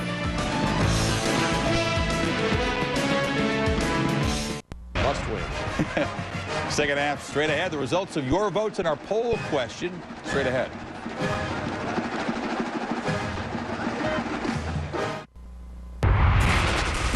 Results of your votes on the singular wireless poll question. Overwhelmingly, you think that Oklahoma has the best chance to go undefeated. None of the above. Finishes a tight second there. I'm surprised that Miami's down there at the bottom. Well, most people believe Vodtech will beat Miami. Yeah, well, but even they only have 11%. You only vote for one of the choices. Oh, well, that's the problem. Back to Mike and the gang. Second half straight ahead now. All right, Chris, thank you. Phillip Rivers, last one out here before the start of the second half, lumbering his way down the hill out of the locker room. He got battered there in that first half. We'll check on T.A. McClendon's status as well. 7-6, NC State at home, leading Clemson, guys. This half, very even, except for the third down, 0 for 6 Clemson. This was as even a half as you could have. The one turnover led to the 3 points at the end of the half. But the one thing that jumps out at me immediately is 34 yards rushing by North Carolina State. They've got to get more running to get the pressure off Phillip Rivers. And to get that running, you got to believe that T.A. McClendon's going to be able to go here in the second half, because without him, they're going to have to try to come up with different ways to try to make up for that lack of the running game. Again, to reset the urgency here tonight for North Carolina State at 4-3. 1-2 in the league, and cannot afford to get a third conference loss and fall to 500. Still with games remaining for Phillip Rivers in his senior season against Virginia, at Florida State, and Maryland. Clemson sends 2 of the most dangerous kick returners in the country, Derek Hamilton and Justin Miller, back. John Durante's kick is deep enough, but Miller chooses to take it out. Bad choice. Only getting out to the 14-yard line. All right, look ahead, guys. Take a team apiece. What do you see here in the second half? Well, both teams, I'm going to say. The team that runs the ball the best in the second half is going to win this football game. Well, I think it'll be interesting to see if T.A. McClendon's able to come back. I thought Dwayne Coleman for Clemson picked up a little bit of momentum late in the first half. But I think the quarterback play is also essential here. Phillip Rivers, slight edge because of the experience. But I think Charlie Whitehurst, if he can play with a little bit more urgency and try to find those big receivers downfield, if he gets a chance in man-to-man coverage, which North Carolina State has not given him very much of, he's got to take advantage of that. First play is a play-action pass. Open, but unable to stay on his feet and make the catch. Run after the catch, I should say. Bobby Williamson. Pickup of 2, and here's Jerry Punch. Halftime, Tommy Bowden talking to Charlie Whitehurst said you got to be patient. Be very patient in the pocket. That 4-man pressure is not getting to you. The deep routes will open if you'll just sit there. If they don't open, the underneath routes are wide open. He said, men, 30 minutes on national television. We're on the road. It's a one-point football game. You got to show them what you made of these next 30 minutes. You see Bowden encouraging Whitehurst in the offense to huddle. They want to change it up, not get into that same pattern over and over. 2nd and 8. A run with Dwayne Coleman. First down to the 26-yard line. Nice job by Coleman to slide through the opening and pick up 10. That was interesting that they ran out of time there with the play clock. He didn't have a chance to audible. The safety from North Carolina State, Troy Graham, walked up to give him that 8th man in the box. Clemson stuck with the play. You can see Dwayne Coleman starting to become a more confident runner in this game. Was able to shake a tackle and pick up the first down.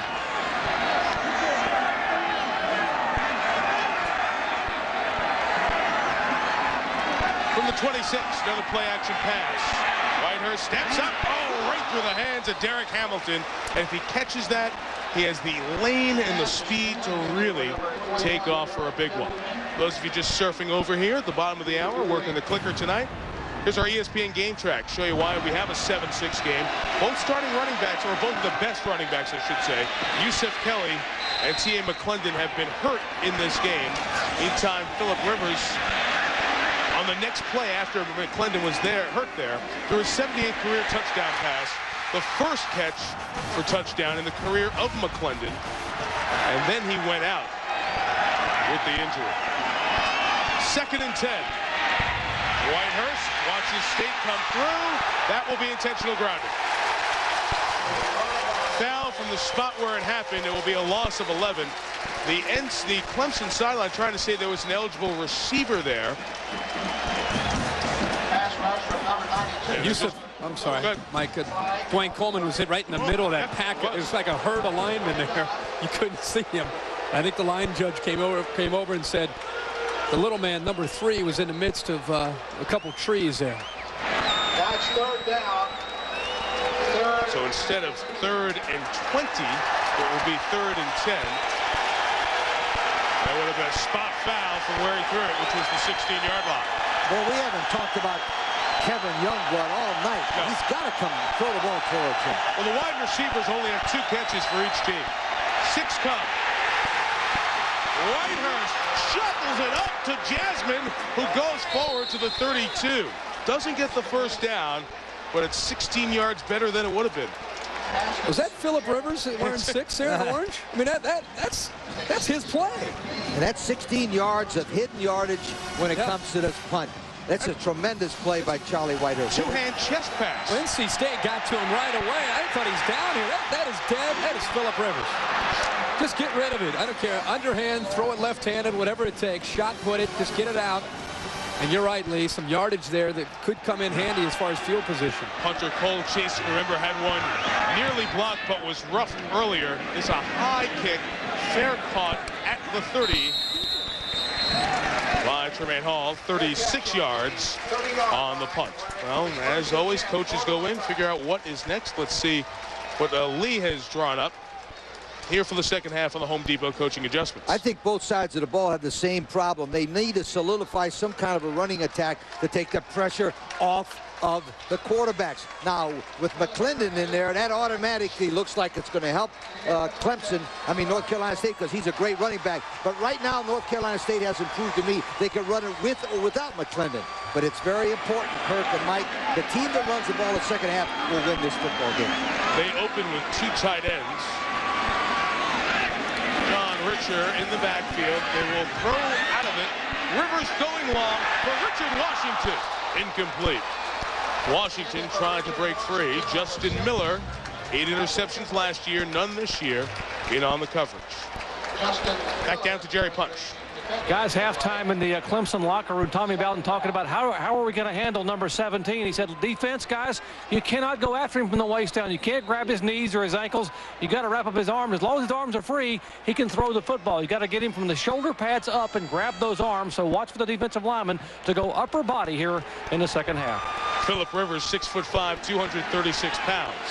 And sturdy, tough to bring down. And a crafty veteran knows how to wiggle away from that pressure.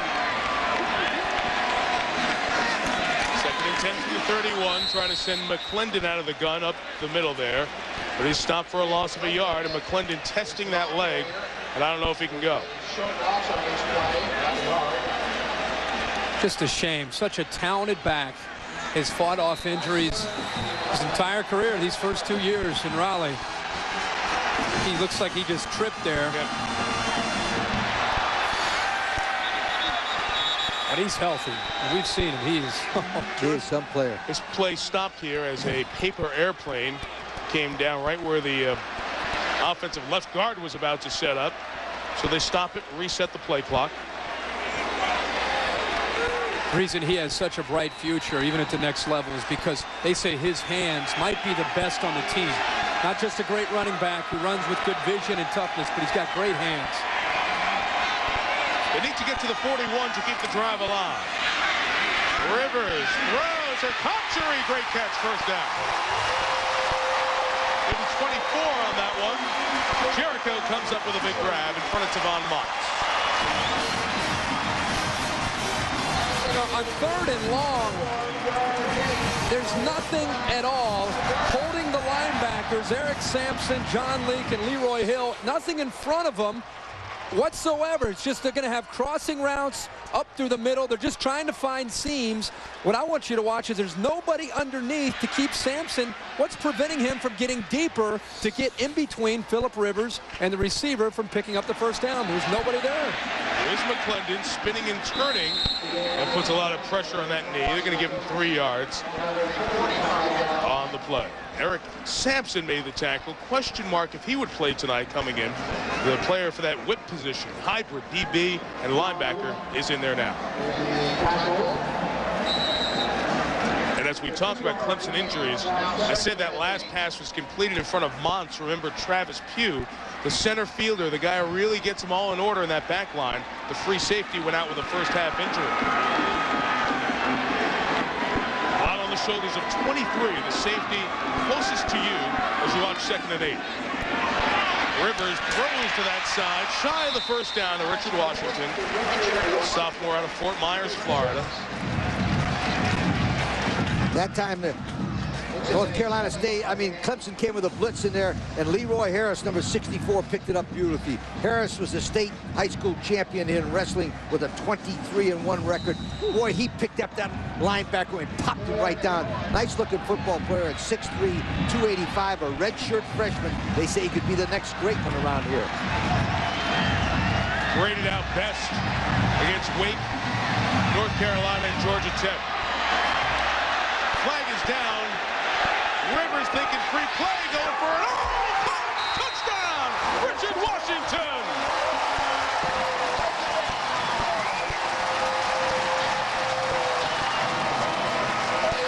Check if that flag is offsides. Rivers thought it was, and it is. It will be a touchdown for State.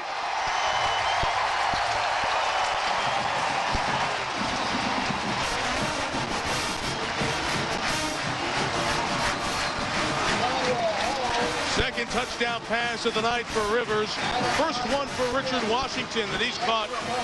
Ineligible last year on the scout team and suspended twice this year. But when he has played, he has proven he's a dangerous weapon. And hauls in the touchdown there.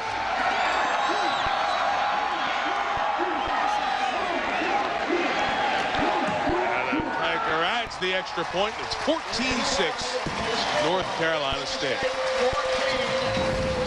Phillip Rivers, one of the most accurate passers we've seen in recent memory, put it perfectly out there. Washington runs under it. Rivers now one away from the all-time ACC touchdown pass mark. Big drive there. NC State caps it off. Has taken an 8-point lead here on College Football Thursday. North Carolina State has taken an 8-point lead after Phillip Rivers was sharp on the drive.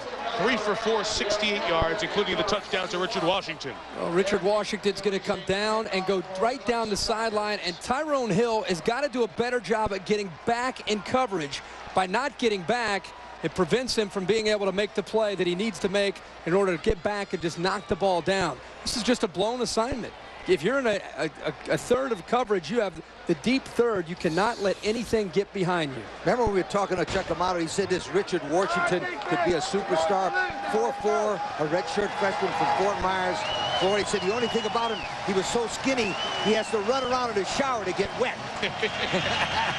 What a player. You saw Rivers, Chide Winky now, 79 touchdown passes. These dangerous return men may get a better shot here. Derek Hamilton takes off. Well covered by NC State. Hasn't been a strong suit earlier this season. Stephen Tulupla, I should say, made the tackle on the return of 18 yards. So back comes Whitehurst and Clemson. Remember, guys, last week in the big comeback against Virginia, Clemson got down 17-10 and showed great character, fighting their way back to get it into overtime and then eventually to win it. They've been telling us all week there's a different team this year. It's more a team with character, togetherness, unity. That unity and that togetherness is going to be tested now after that touchdown pass by Phillip Rivers. A lot of that falls on Whitehurst and his ability to not show that he's rattled. They're going to test it long. Downfield for Kelvin Grant, flag. Devontae Edwards with contact on the speedy redshirt freshman. It looked like it was a 100-meter dash. It was just, here's the gun, and there goes 88. 15-yard flag. Pass interference on the defense. 15 yards. Automatic first down. At the 33. The other thing you'd like to see Whitehurst do there, they catch a break with a pass interference, but he underthrew him just slightly. He's got to get back, get his feet set, and throw that football downfield to give his receiver a chance to go and chase it down. Throw it in front of him and let him go run it down. See, North Carolina State thinks it used to be the old rule. Yeah, Remember that used to be the most unfair rule of all football, the yardage on the pass interference. First down run, Dwayne Coleman. Pulled down after a gain of a couple. Man who made the special teams tackle. Once again, they're on the play. Short gain, stopped by number 50, Stephen Tulloch. A 2-yard gain. Stephen Tulloch with the tackle. Bring up 2nd and 8. Second down. For State.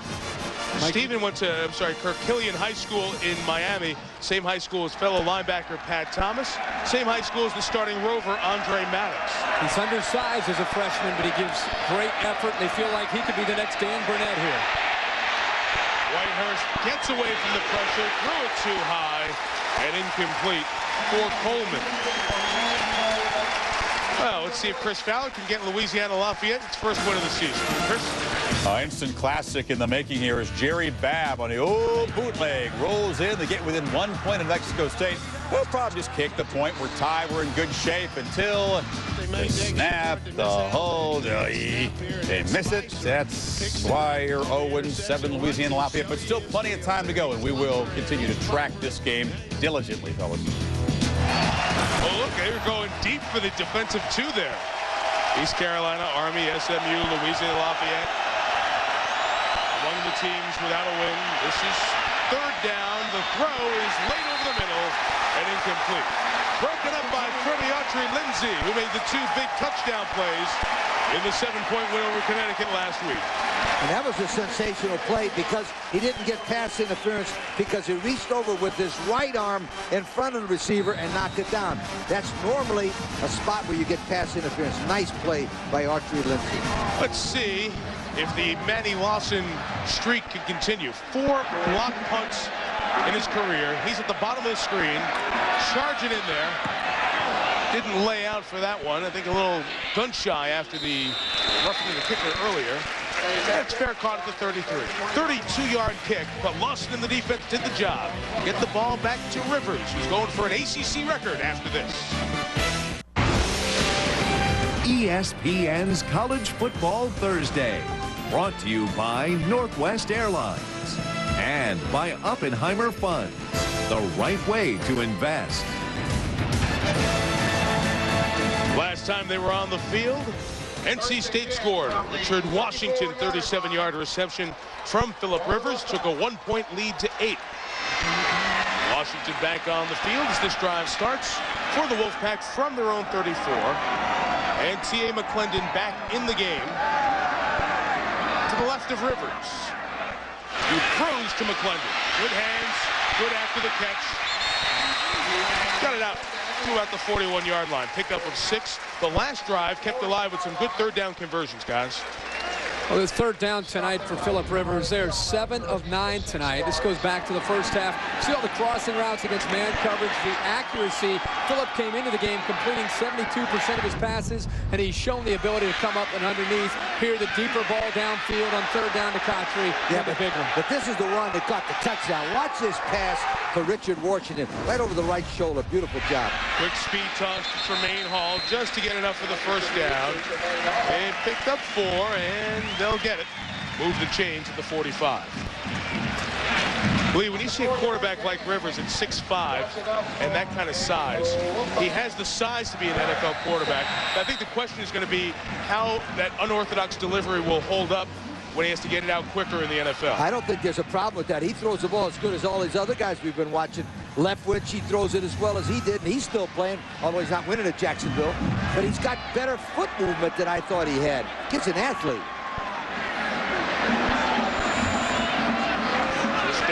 McClendon is stopped and spun, and he's going to lose a lot more. It all started with Leroy Hill, and they'll officially mark it at -4. I think that's the thing that surprises so many people about Philip Rivers, and that's the biggest difference. That's the area he has really worked on to improve his game, his footwork, and just becoming more mobile. And you've seen tonight with some of the play calling, they move him around quite a bit in the pocket. He's able to avoid pressure. He might be unorthodox with his delivery, but it's quick. If you give him a chance to set his feet, two things are going to happen. Quick release, and it's on the money. And no matter what league you're playing in, you can do that and make good decisions, you're going to play. Got to go quick here. Beats the clock. McClendon stayed into block. The pass was incomplete. We talked about Philip Rivers, and you saw, if you were with us at the very beginning, that he is married, has a 15-month-old daughter, Hallie. We also talked about his dad being a coach.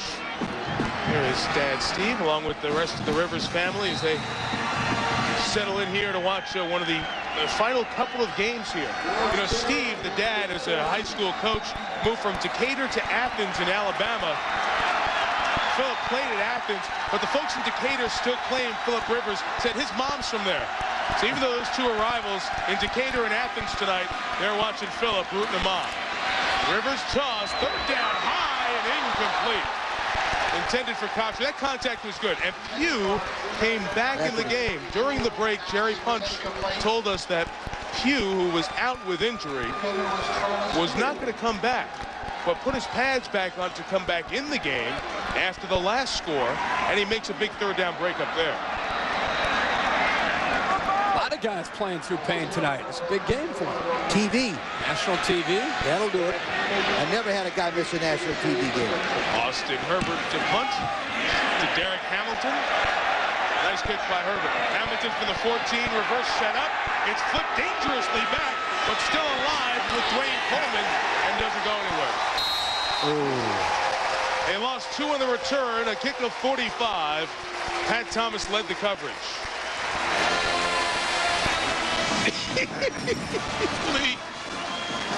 You got one of the world's greatest punt returners. So you can let him get it and hand it to a guy who doesn't return punts for trickery. Never have liked that play, never will. Always on punt returns, in my mind, the best punt returns are the guys that get it and run straight up the field, break one tackle, and boom, fly. Every time. I don't know about flipping the ball. I understand the reverse, but flip it. Come on, get it. Mike, no reversals down there, Mike. Whitehurst rolls and throws. Terrific catch at the 28-yard line by Curtis Bam.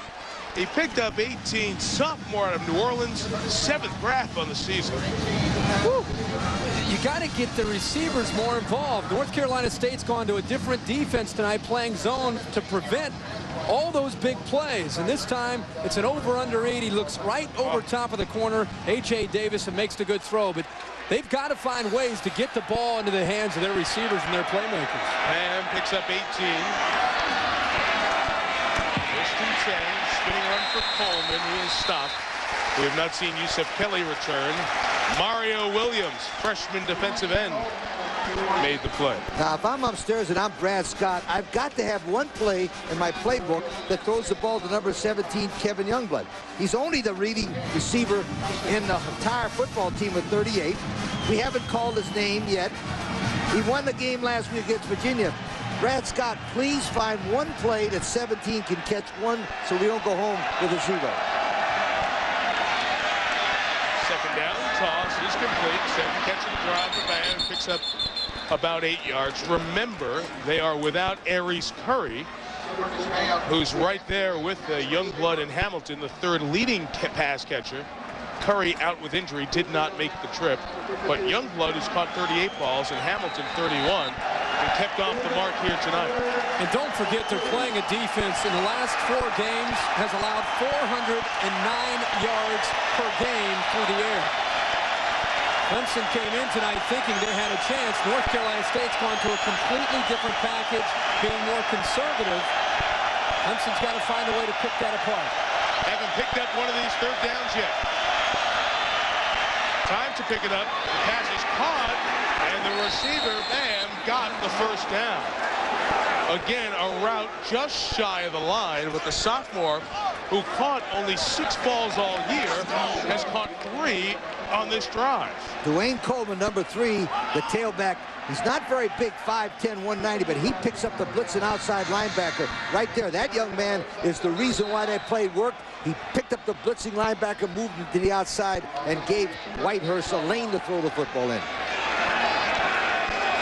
It's the first of 2 football games on ESPN and ESPN2. You see Air Force Colorado State set to start over on ESPN2 in about 6 minutes. First and 10, they run for Dwayne Coleman, who gets into the secondary. Across midfield, a late flag comes in as Kevin Youngblood was downfield, involved in some way down the field blocking. Let's check this flag.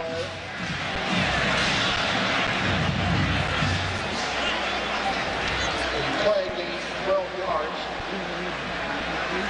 Had enough for the first down. It's a spot foul. And it happened downfield, so let's see what the administration of it will be.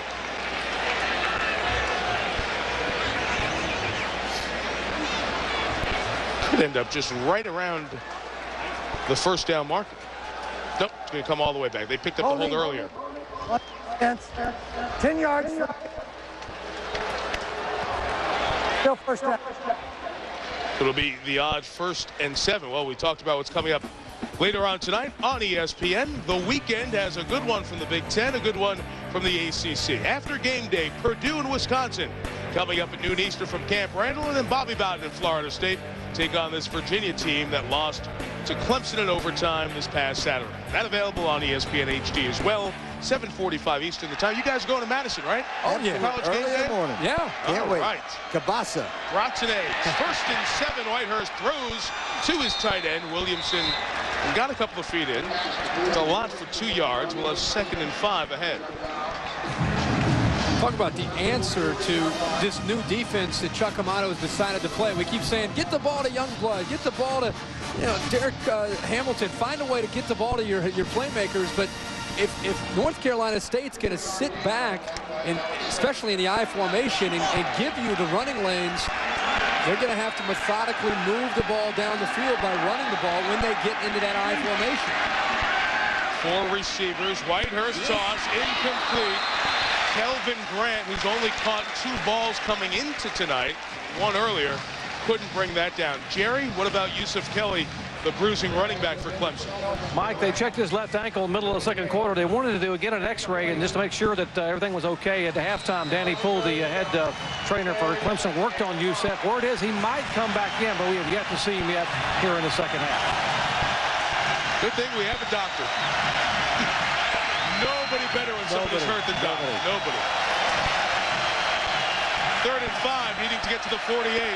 The sellout crowd in Raleigh urging the Wolfpack defense on. Whitehurst throws again shy of the first down to Tony Elliott. He's a half-yard shy, and Tommy Bowden's going to have a decision. The defense from Greg Golden, Jr. out of Fort Lauderdale. Some of that South Florida talent Chuck Amato brings up. They're going to kick it away here. Once again, a receiver not getting to the yardage that he has to get. He has to get up and take it here. He's short once again, and you're allowing North Carolina State right before the yellow line to make the first down, or to prevent the first down by making a tackle. I don't think NC State's going to put on pressure here. It won't be a punt safe in case of a fake. So a chance of chasing to hit a good one, but he hit a bad one. Rolls down to the 11-yard line. NC State players, as soon as that ball, they took a right turn towards the sideline. State up 8. See if the Wolfpack offense can extend to a 2-possession lead.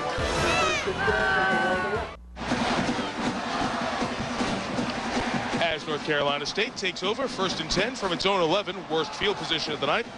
Why don't you take a look at the new color of money, the redesigned $20 bill that is now in circulation. You said you got your hands on one, right? Yeah, it does look neat. It is definitely different. Different look? Yeah. Completely? I mean, you hold them 20 to 20. I'm sure you'll get one. You get a chance to frame it and look at it for a while. Oh, yeah. First and 10, NC State. Phillip Rivers and the Wolfpack from the 11. 46th start. He's won 30 of them. That's more than any other starting quarterback in college football.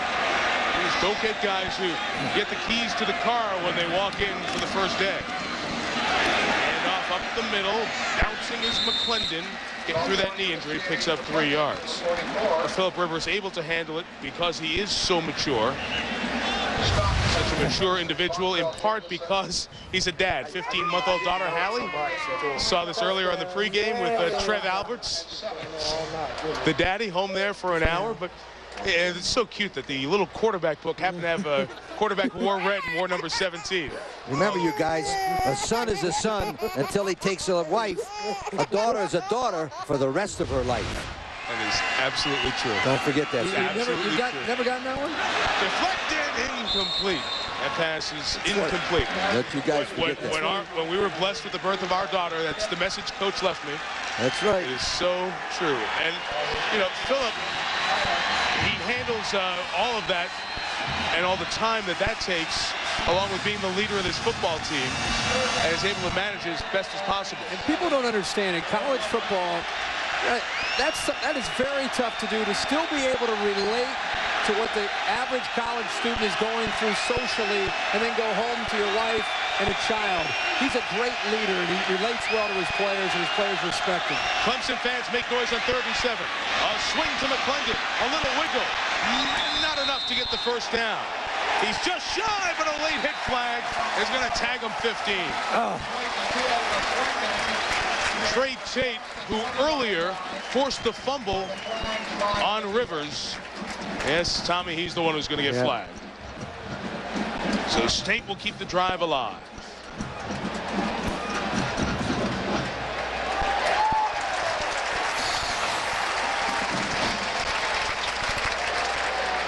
Oof. Oh, there it is. It's another one of these cases where a guy's hustling to the play and momentum takes him. He's got to know better than that. Go over the top of that. Well, those of you just tuning in, glad you're enjoying NC State Clemson here tonight on ESPN. Stop by for a little while to watch a very important game for an NC State team that started the season with dreams of, hey, we can go to the big horseshoe and beat Ohio State. We can maybe beat Florida State, win the ACC. We might be the BCS representative out of this league. We might have the Heisman Trophy winner. Well, if they lose tonight, they're a 500 team with tough games ahead. So this is a big pressure game for NC State. Clemson trying to get another good win in their ACC season. T.A. McClendon, when he's healthy, they're better. He hasn't been healthy all night, but he's playing through a painful knee injury. He's picked up 4 yards. Phillip Rivers has thrown 2 touchdowns tonight. He's tied with Chris Weinke. If the senior throws one more, he'll have more touchdown passes than any quarterback in the 51-year history of the Atlantic Coast Conference. Our headline stories here tonight. Charlie Whitehurst, son of former NFL quarterback David Whitehurst, unable to get the Clemson passing attack going. Only 107 throwing yards in our first 42 minutes. 2nd and 6, and Rivers tried to beat the clock. Did get the timeout before the ball was snapped. Nothing going on there. That was like a punter. That was good acting there. So, heck of a dive there. Gotta get a shot of that.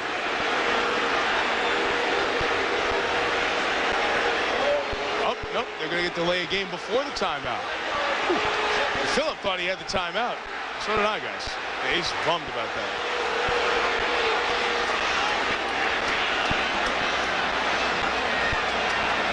So it'll be 2nd down. Chuck Amato, the NC State coach, who is back at his alma mater and really has added the Jim Valvano type of spice and energy to this NC State football program that is trying to take it to that oft-talked-about next level. And that level's getting a little bit higher with Virginia Tech, Miami coming to the ACC. And BC as well. McClendon spinning. Those knees don't look bad now. T.A. First down. 12 yards on the pickup.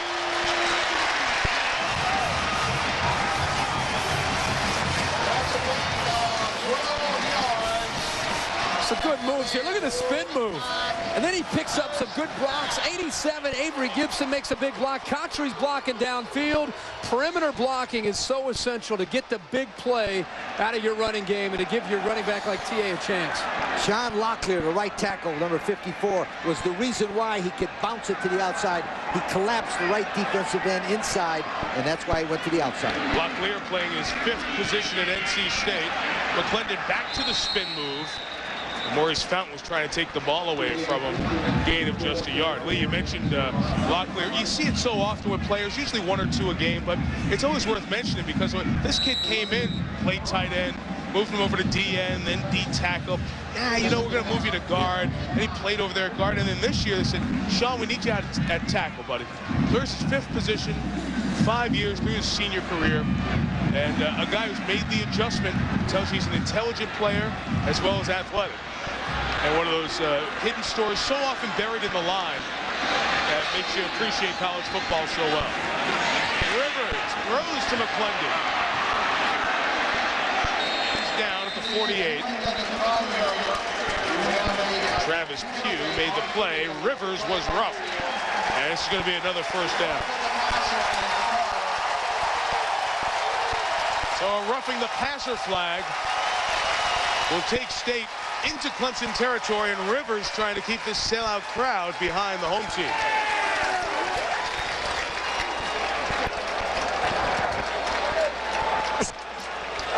Roughing passer on the defense. 15 yards from the end of the run. Automatic first down. Guys, let's see who got it. That's 30 yards now, and penalties here for unsportsmanlike conduct or personal fouls. And this time, Washington comes high to the face, right to the face mask. As soon as you do that to a quarterback, that's an automatic 15 yards. Clemson coming unglued here this drive at a crucial point in the game.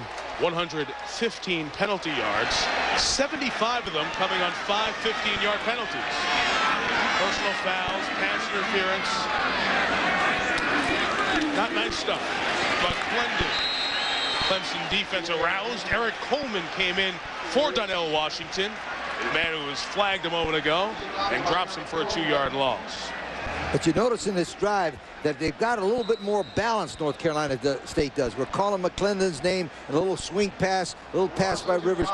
When they have McClendon in there, it puts a tremendous amount of pressure on the defense. It's like watching a different offense. When you put T.A. McClendon in there. Not only do they attack outside to the perimeter, they attack up the middle. There's always that threat of that power running with T.A. McClendon. Tight end T.J. Williams has been quiet after a good first quarter. It's 2nd and 12, and this play is stopped. Left tackle John McKeon. A little itchy.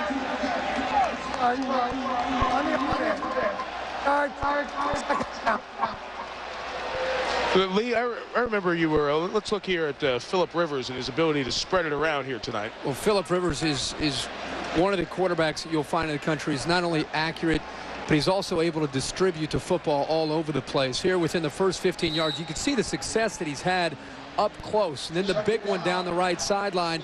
A lot of the times they've had to throw tonight, it's been quick passes because of the pressure from Clemson, but he has hit a couple big ones down the right side. You can see the right-hand side is his favorite way to go, especially with those zombie routes up close to the line of scrimmage. 13 of 16 on those long handoffs. This down the field a little farther, incomplete. Cotchery could not scoop it off the ground. We'll have 3rd and long coming up in the final half minute of quarter number 3.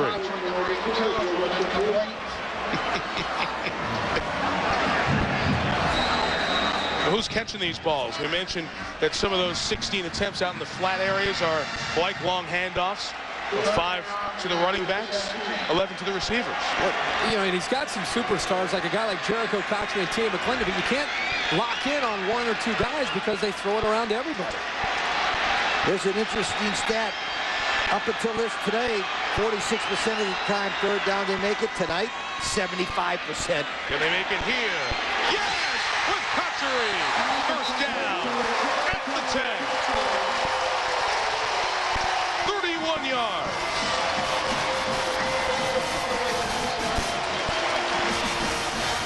Well, this This is your best against our best. Let's see who can make a play to try to convert. And Cotchery's got the ability to get to the outside in a hurry. And Justin Miller is a very good cornerback right here. One-on-one, gets to the outside. And I'll tell you what, there's good coverage here by Justin Miller, but the ball is thrown right over the shoulder to Jericho Cotchery. Good throw and a great matchup there between Miller and Cotchery. Second catch, 55 yards for Cotchery. They can get a first down. McClendon is stopped on a play that will end this third quarter. John Leak made the tackle.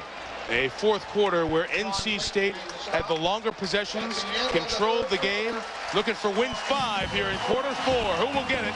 NC State leads by 8, but they're knocking on the door against Tommy Bowden's team when you come back.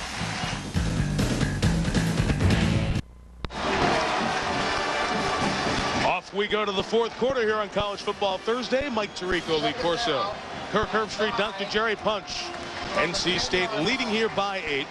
Facing 2nd and 9 from the 10. Still lead by only 1 score. A touchdown and 2 would tie them. They're trying to get a big score here to put Clemson's offense in a bigger hole. Phillip Rivers for Cotchery, incomplete. Third down coming up. That coverage that time, Ty Hill, the sophomore. Phillip got lazy on that throw. Dropped back and threw it off his back foot. He had time there. If he could have gotten rid of it just a little bit sooner, there goes T.A. McClendon once again. Well, and you can see, if you weren't with us, how much their offense was different. Oh, yeah. Looked like a completely different football team. And one of the reasons why, Mike, that they have a hard time scoring inside the red zone is because there's no depth. Yep. There's no depth, no deep passes, and everything is really in a small box there. That's why you got to run the ball, Mike. Coach Ray Jackson replaces McClendon. 13th play of the drive being adjusted by Rivers. Knocked down. It was intended for Tremaine Hall. It's an incomplete forward pass, not a backwards pass. And some woofing here between Hall and Cleve Vaughn. Both need to be careful. Fourth down, field goal time for State. Again, that was that zombie play, which is that quick release, fast screen play, but it's still not as good as a good old running play. They ran the first play for 2 yards, and then they had to start passing, and that's why they have been not very good inside the red zone. Chuck said to us yesterday, major problem with his football team. Lucky that wasn't a lateral, very close. Very could have been. Adam Kiker on to try a 27-yard field goal. Out of the hole to Chris Young. Snap good from Danny Young. And State has taken a 17-6 lead here in the first 11 seconds of the fourth quarter. The Tommy Bowden's team could have been in worse shape.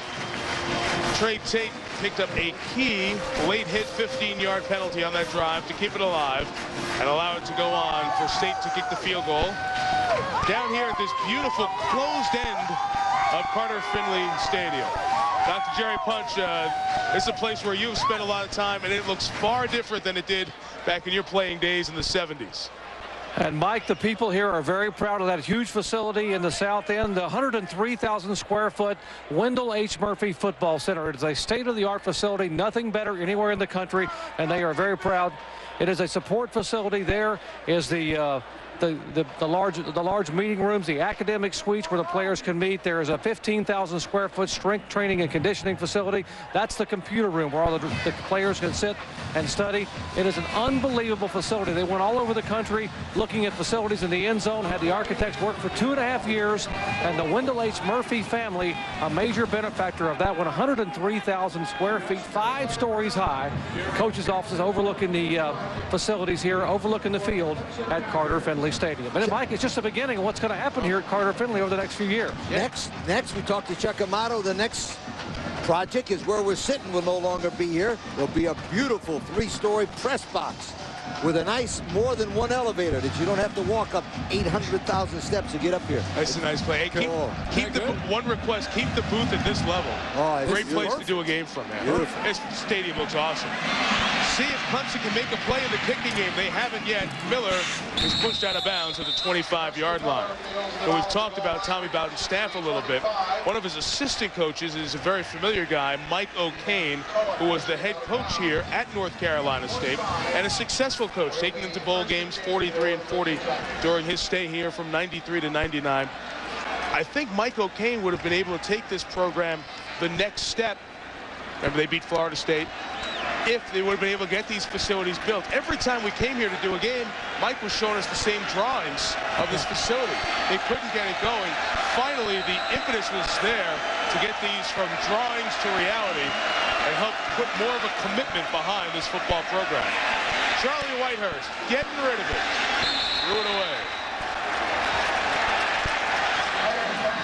But Michael Caine did one nice thing for this school. He went to Alabama and got Philip Rivers.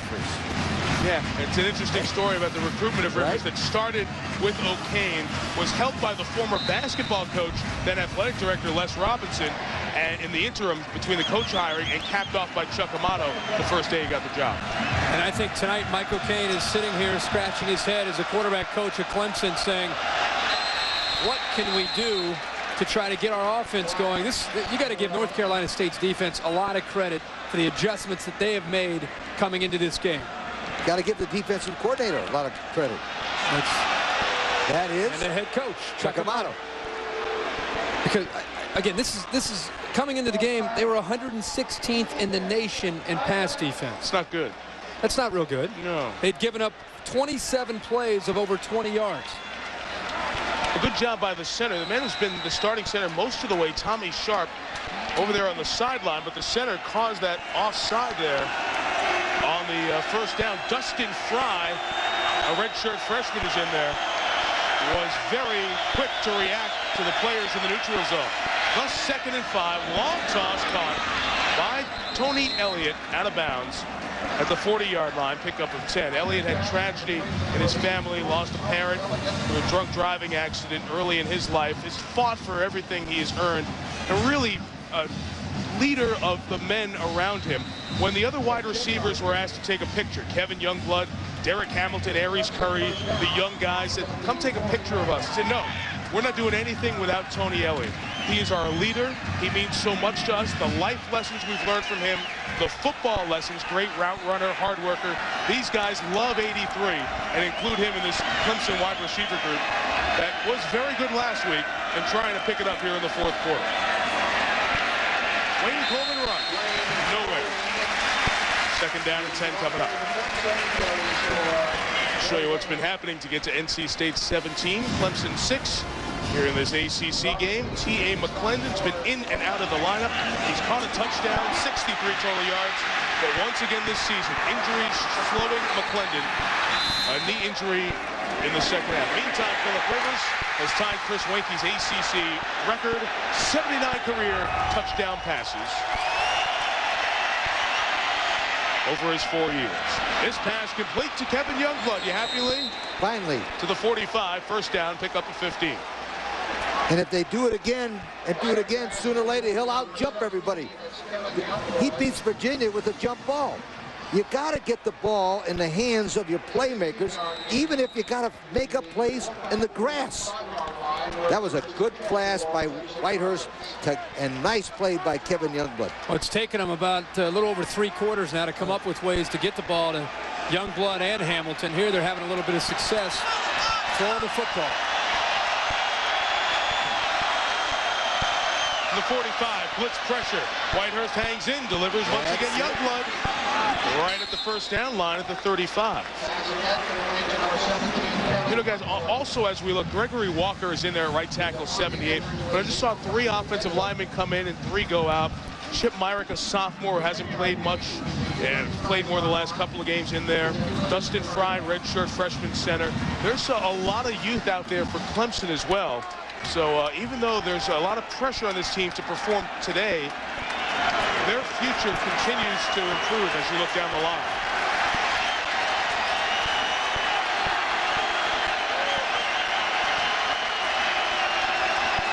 From the 35, try trickeration with Hamilton. Oh, he tripped over the feet of his pulling lineman, or else he might have been home. I just said, great job, Greg Walker, the old liner, doing. Get your feet out of the way. 12 yards of the first down picked up. Chris Fowler updated that Louisiana Lafayette game. Did they get it, Chris? Well, they missed a point that could have tied it, a couple turnovers, but watch this play. Why is Mexico State throwing the ball? Terrell Fenn with the pick. The Raging Cajuns march down. Sean Comiskey on the south side of Lafayette. Rename it Comiskey Park. The losing streak's over. So Louisiana Lafayette gets its first win of the season.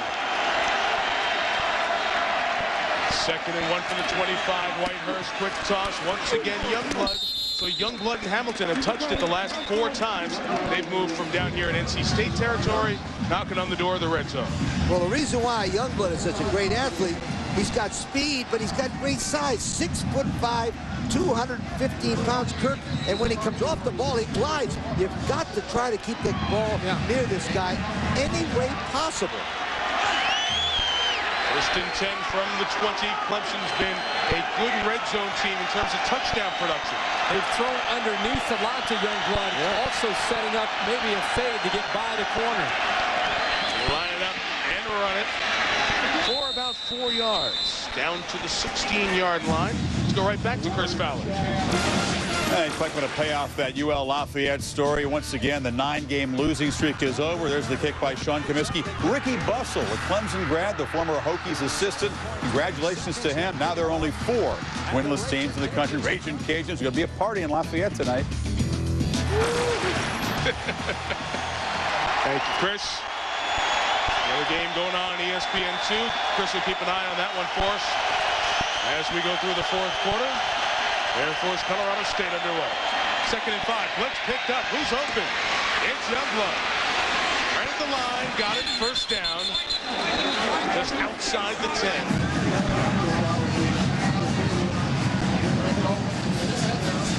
Clock's running here. Should have been stopped. 1, because he was out of bounds. 2nd, because he had the first down. Now they stop it to check it. Obviously, our yellow line, it's a lot easier to tell that he picked up the first down, but so close to the marker there. And they'll bring the chains in. We need a break.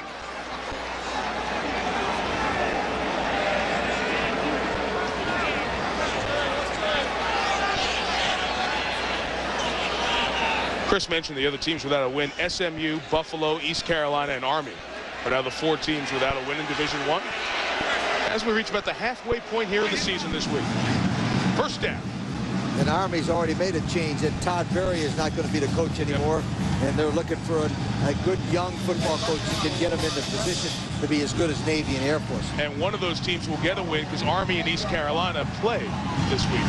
So we're looking forward to that pick on College Game Day at 10:30 Eastern. Good stuff. From Camp Randall. Staying in the shotgun now, deep into NC State territory.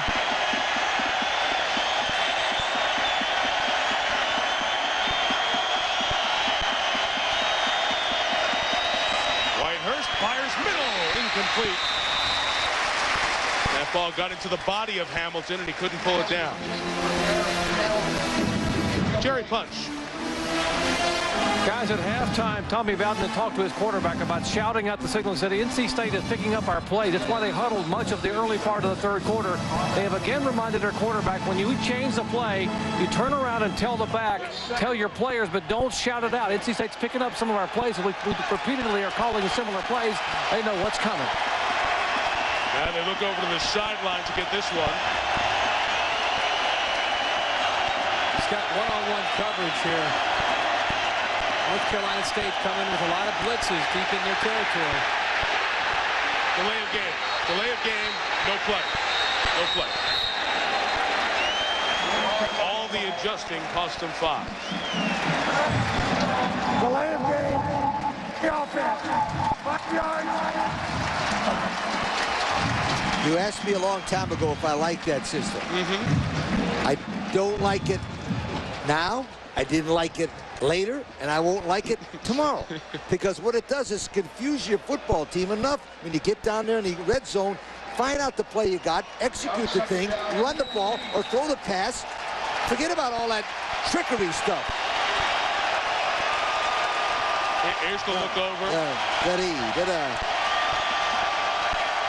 He's got to tell the offensive lineman. The receivers out wide looked back and picked up the play call on their own. Pressure again. Whitehurst throw. Complete. Down to the 4 with Youngblood. They can pick up a first down, you see, right between the 1 and the goal line. I promise you, if you had a play call like 53 quick X post, you don't have to worry about what they do, Kirk. You just run the pattern. Now, if he plays it to the inside, run the fade. That's all. You have the fade, you have the quick slant. Yeah. If North Carolina State's going to leave him alone, isolated out there, you've got to take advantage of it, and they have. They have on this drive. Thank God. Timeout, a lot to consider. Are you going to go for it on 4th down? You're going to take the field goal. If you score a touchdown, are you going to go for 2? And the play you're going to call here on 3rd down. A lot to discuss. They'll do it. We'll see what they decide when you come back.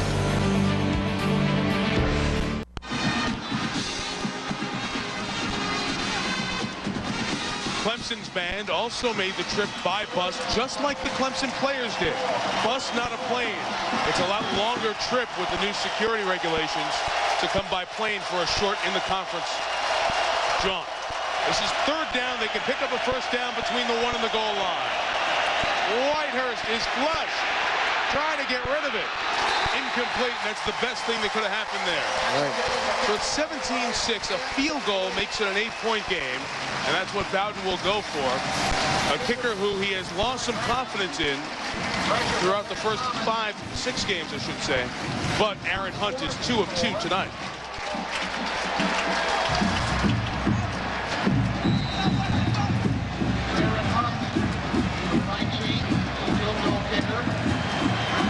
Point-sized field goal for the most part.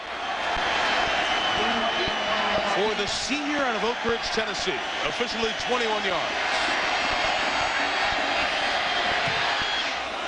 Did what they had to do. Got some points out of this drive. And it is 17-9. Now Tommy Bowden's team's got to turn it over to the defense. Whitehurst got him in position for 3. And the Clemson D stop Rivers.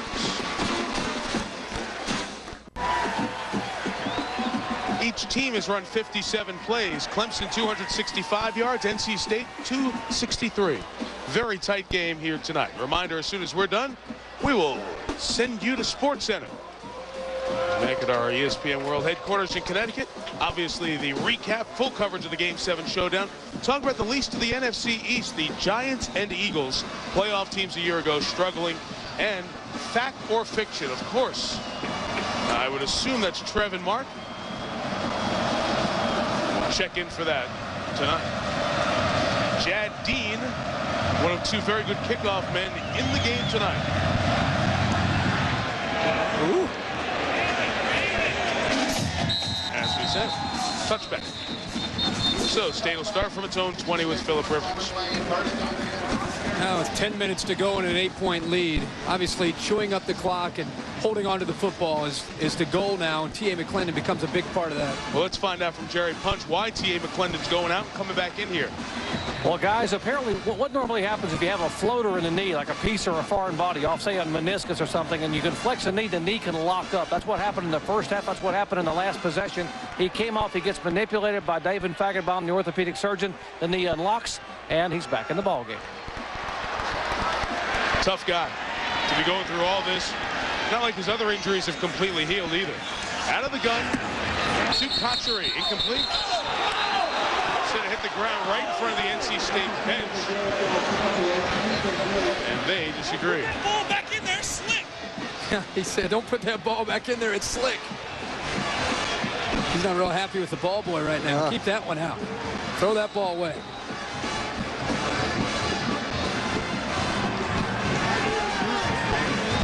Usually those are your boys, too. The ball boys, they know which balls you like.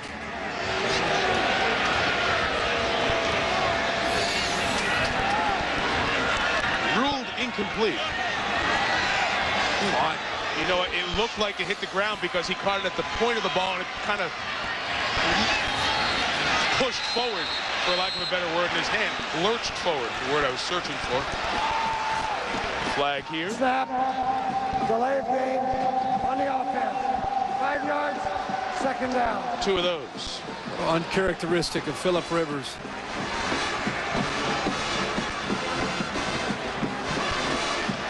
You guys talked about the recruiting of Philip Rivers before.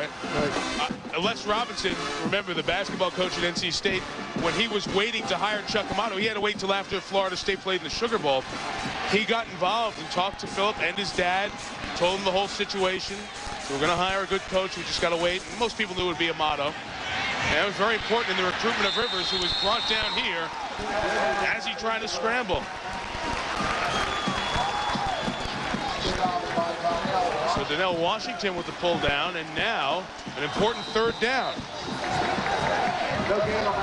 Very, very big third down. I'll tell you what, Clemson on that play, they got pressure by only rushing 4, able to sit back in zone and drop 7. When you can do that, I don't care who the quarterback is, you're going to be successful. And also, we haven't seen a pass interception with all these passes. It's time for one just about now. From the 15, Rivers steps up. He's running, taken down at the 23. They'll have to punch it away. Good coverage downfield that time. Khalid Vaughn made the tackle. Well, with T.A. McClendon hurting, it's affected not only his ability to run, but also trying to pick up a block here. We're going to have a strong rush up the middle by Fountain, and when they rush up the middle, watch T.A. Ole, that miss right there gives Fountain enough time just to chase the quarterback Philip Rivers out of the pocket and make him absorb and take the sack. Austin Herbert, nice kick, fair caught by Justin Miller at the 35-yard line. Obviously, Clemson's fans so loyal, and they were so saddened earlier this year when they lost a voice so familiar to fans in the ACC. The Clemson radio booth for so many years filled, so accomplished by Jim Phillips.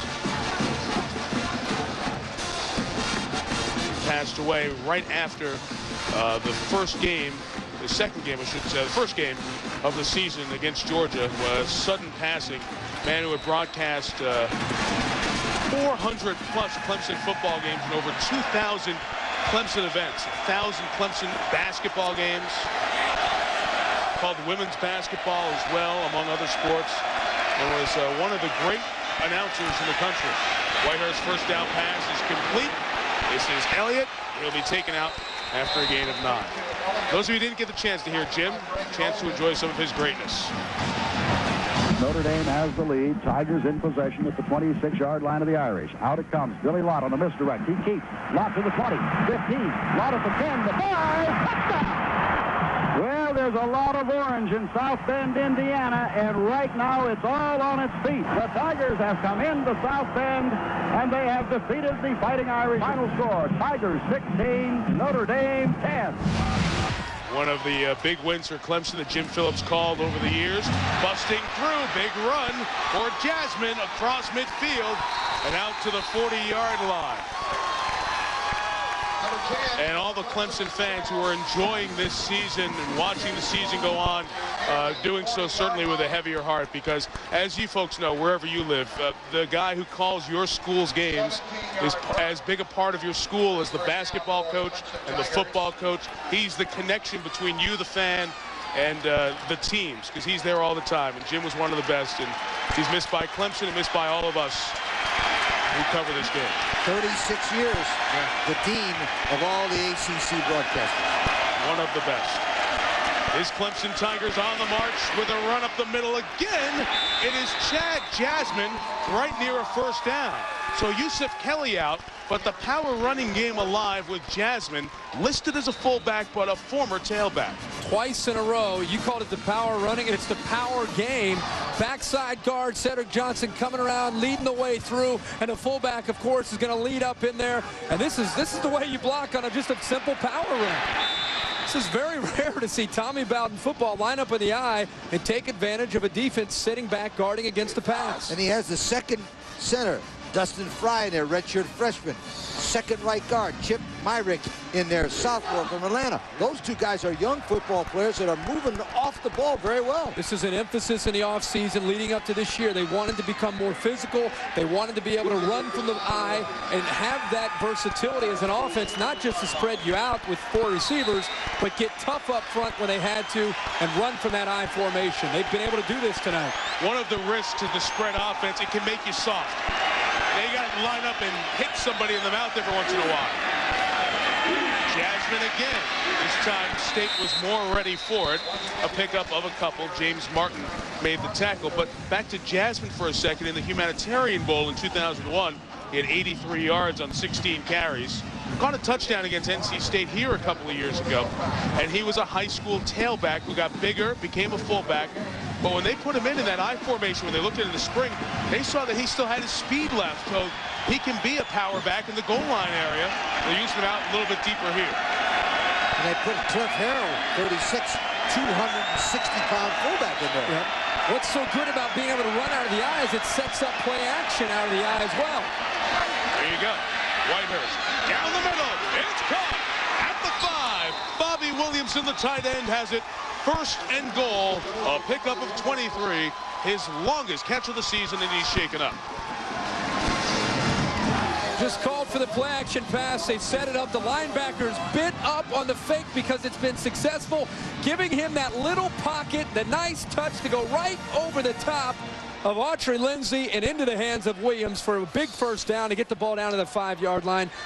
Running the football out of the eye, set that play action right over top of the linebackers in between the safeties. And we also talked about North Carolina State went to a cover 2 with 2 deep. And with the 2 deep, when you fake it, the tight end up the middle is the #1 weakness. When you call play action pass as a quarterback and you're back there and you're going through the fake, can you get the sense of the linebackers coming in? Is that kind of like, I got him, I got him, I got him? And the big thing is to sell that fake as best you can. And you know when you turn your head that you've got the linebackers, and Lee's right, when the safeties are separate, you've got to be able to lead him into that void in the zone. And because this is a big part of Tommy Bowden's package tonight, if North Carolina State's not going to give up all these yards through the air, you've got to make them pay for that by running the football, and then lull them to sleep, and then set it up for the play action. Now you're inside the 5. You got to continue to show the ability to run the ball. And if you're a Florida State fan, Brad Scott used to be the offensive coordinator at Florida State, and this is what Bobby Bowden used to do when they were great football teams, not the kind they got right now. Here we are at Clemson, NC State, 6 minutes to go. We're taking shots down at Tallahassee. Absolutely. You're not happy. Last 1st and goal. Clemson trying to get closer. They're trying to run it with Jasmine. Touchdown, Tigers. Going for 2 to try to tie the game.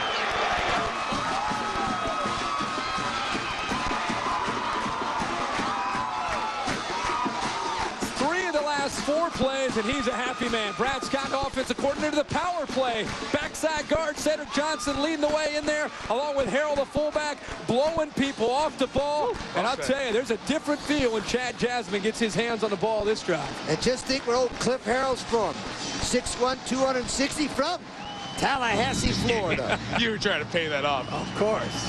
One thing about the spread offense, now that you're running the ball a little bit, 2-point conversion time.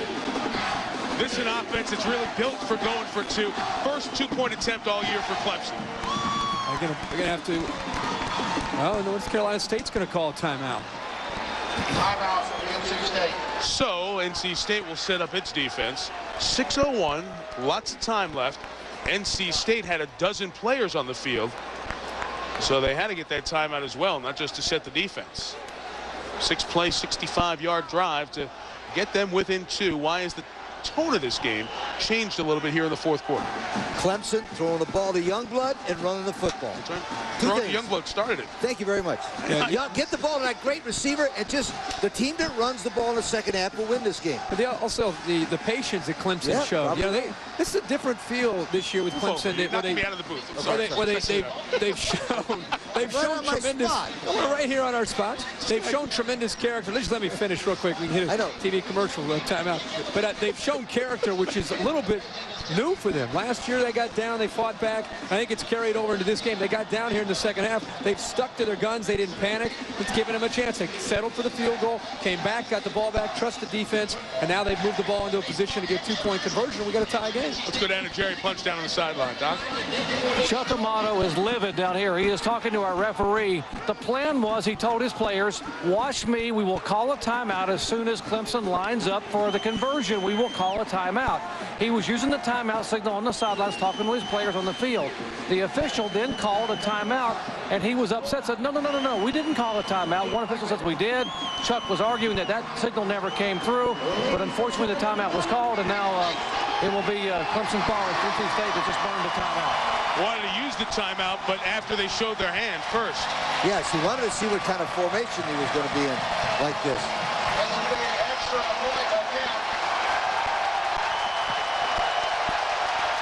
They see how NC State's about to play it. He's got Youngblood down here by himself.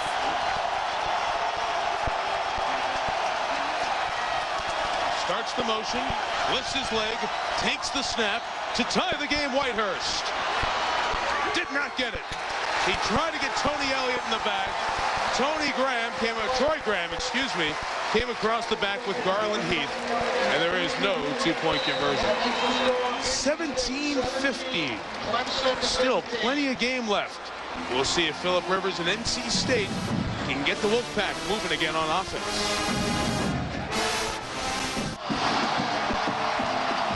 Tiger fans, Wolfpack fans being heard, 17-15. A reminder, SportsCenter, as soon as we're done, complete recap, Game 7, Red Sox Yankees, first look ahead to the World Series, touch on the NFL week, and fact or fiction with Mark and Trev. That's coming up as soon as we're done here in Raleigh tonight. Meantime, we've got a lot left. 6:01. Phillip Rivers and the Wolfpack offense. A lot of momentum early third quarter. Stunted late third and early fourth. Jad Dean strong on the return on the kickoffs tonight. This one is returnable for Tremaine Hall. Couldn't get out to the 20. Kicks have been covered well all night, both sides. Steven Jackson made a nice play there in front of 53,800 tonight here in Raleigh. As NC State takes over from its own 17. Take a look at the new color of money, the redesigned $20 bill, now in circulation.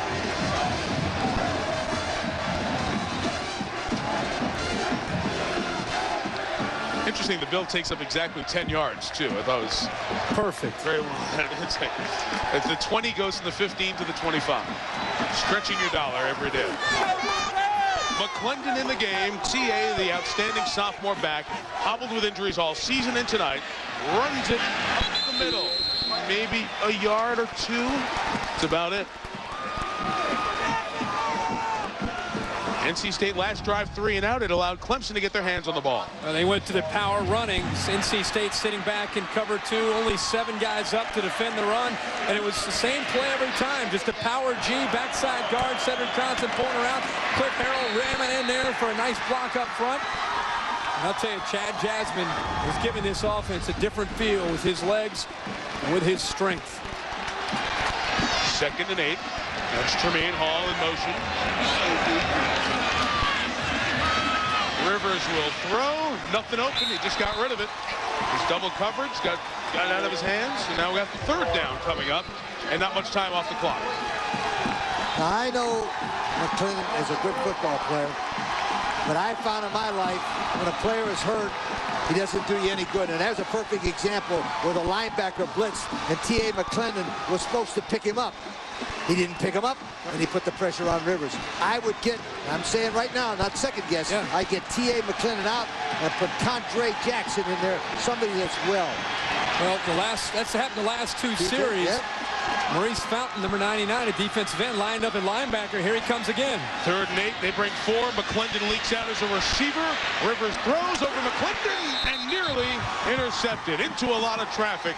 So after no 3-and-outs all game, it's back-to-back 3-and-outs for NC State. The Clemson defense has turned Rivers, who was so hot, into one of his last 7. And it's punt time with Justin Miller waiting to get his hands on it. And they've done it with pressure on the quarterback and not blocking by the tailback McClendon, who's hurt. And even that time they got pressure as McClendon leaked out to go out for the pass. Not a great kick from Austin Herbert. Will take a bounce, 42 yards. Picked up by Miller on the run up the middle to the 47. Goes the sophomore out of Owensboro, Kentucky. They fight for the ball. Was it down or is it a fumble? So make sure the ball is down there. It was. And it is Clemson ball. As Charlie Whitehurst comes out, chance to remind you, ABC Sports lineup Saturday, very important game in the Big Ten. Somebody's going to have a couple of losses. Iowa, Ohio State, Texas Tech, Oklahoma State out of the Big 12. Jeff Tedford's Cal team takes on UCLA. 3:30 Eastern, 12:30 Pacific on ABC Sports Championship Television. Check your local listings for the game in your area or buy the ESPN game plan and watch what you want when you want to. Best field position of the night for Clemson. Whitehurst is blitz, out of bounds, incomplete. Youngblood couldn't bring it down. And remember now, all they need is about 30 yards. They don't need to drive the full length of the field and score. They can get it within field goal, Kirk. They can make it 18-17. Yep, and I was a little bit surprised by the call there just because still 4:44 to go in this game, and there isn't that sense that they need to hurry just yet. That running game worked so effectively that last drive.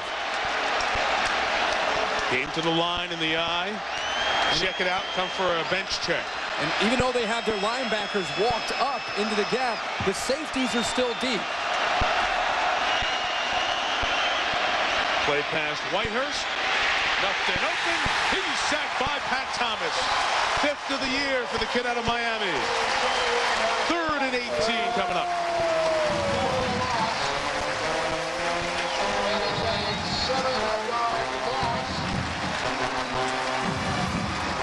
First sack of the night for the Wolfpack.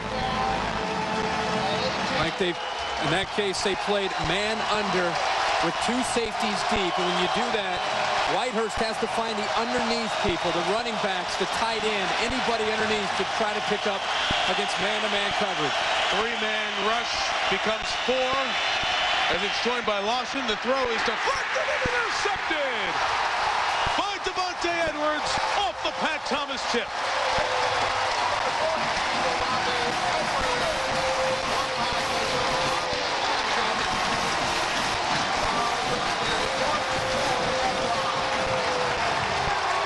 What a drive for Pat Thomas. The sack, then the tip that leads to Devontae Edwards' first INT of the season.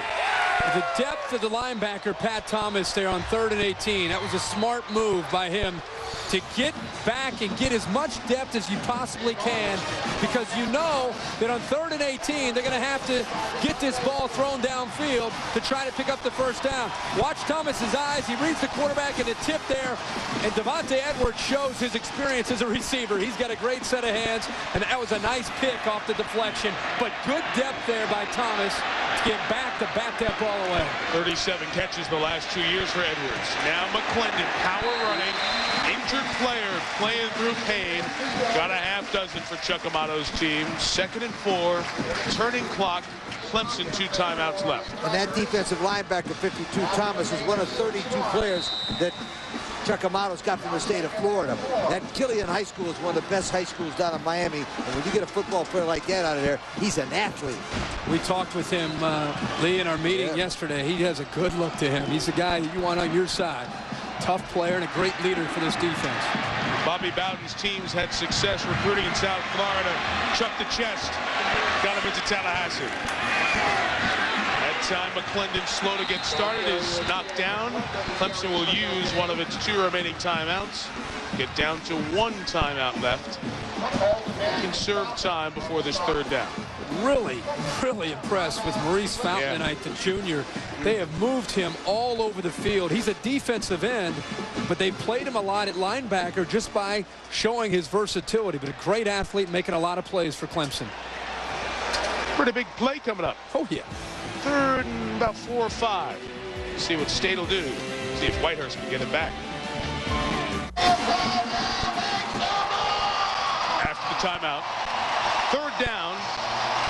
Chuck Amato's NC State team trying to maintain possession, leading by 2. And one of the things that we do, if he's well, we try to get the ball into T.A. McClendon's hand on that little zombie play, little swing play. Steve Rivers, father of the quarterback Phillip, who's hit just one of his last 7 throws. Where will he go with this one? McClendon leaks out. He's covered. Now he throws down the sideline. Incomplete flag. Brian Clark couldn't get back to the ball. They call pass interference on the whip. Eric Sampson.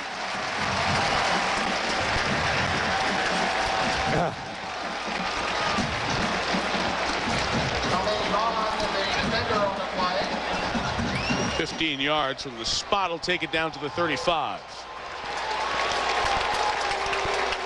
When you're a defender and you're chasing a receiver and your head is facing him the entire time, that's clearly pass interference. But just the look of it, you're guilty. You're guilty. He can talk all he wants about grabbing his jersey, but the way his body is turned, chasing the receiver with the ball in the air, he has no idea where the ball is. You're going to get caught 9 times out of 10 for that. Good play call, though, when they got a linebacker, the whip 38 linebacker, Eric Sampson on a wide receiver, not good. That was a good play call, though. You got to give the North Carolina State credit for designing that play.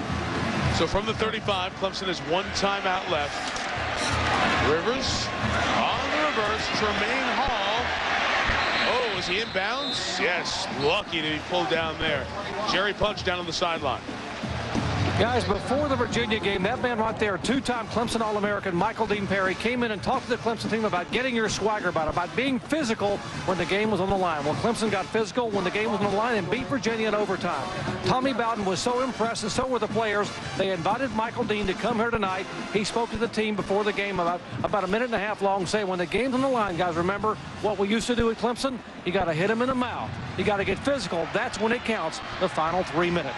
The ACC Player of the Year, his senior year in '87, 4-time All-Pro with the Cleveland Browns, one of the best. Up the middle this time, pounding is McClendon to the 29. 3rd down coming up. Clemson's going to wait till after 3rd down to use its timeout. Only 1 remaining inside of 2 minutes. The thing you love about T.A. McClendon, and you just wish you could see him at 100%, is how he gets the ball. Watch him hop into this hole, but not lose any of his momentum. Just hops and lowers the boom on Leroy Hill, number 43. His acceleration, you give him time to run downhill, and he's a handful to bring down. I would like it, from a coach's standpoint, to see 2 hands on the ball if I had my choice. 1st down is probably ball game. 3rd and 4. McClendon waiting for yards. He's right at the line. The spot will give it to him with a 1st down. They're probably going to come out and measure. The clock's still running. Oh, they should put 8 or 9 seconds back on the clock. Mike, the game's in Raleigh. I know. Well, the officials are the ones who control that. They did not signal the clock to stop. 1st down. Got a pretty good spot there. Yeah, I think he's got it. With 1 timeout left, in 1:06, you can milk the clock just by kneeling. They got the 1st down, so they are right at the edge of being able to take a knee and win this game. It's been a very entertaining game here tonight. Michael Dean Perry trying to urge Clemson on here on the road. Much lower scoring game than expected. 17-15 NC State trying to get its 5th win of the season and even its conference record of 2-2. SportsCenter has Game 7 recap from the Bronx. NFC East, the woes of the Giants and the Eagles. And Factor Fiction with Mark and Trev coming up momentarily. Clock running. Clemson down to its last timeout. State will take a knee here. Clemson will take the timeout or no. They will not take it here, and they'll take it on the next one. It's a good game. It's going to be done. Very, 2 teams played their hearts out tonight. Yes, they did.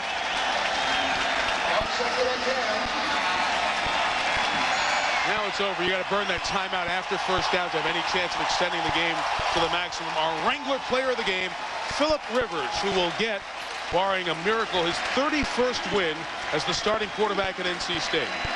Takes another knee. Let's see, Clemson will take the timeout. This game's not over yet. Again, they let another 5 seconds run off while the official was signaling timeout. 1 more timeout called.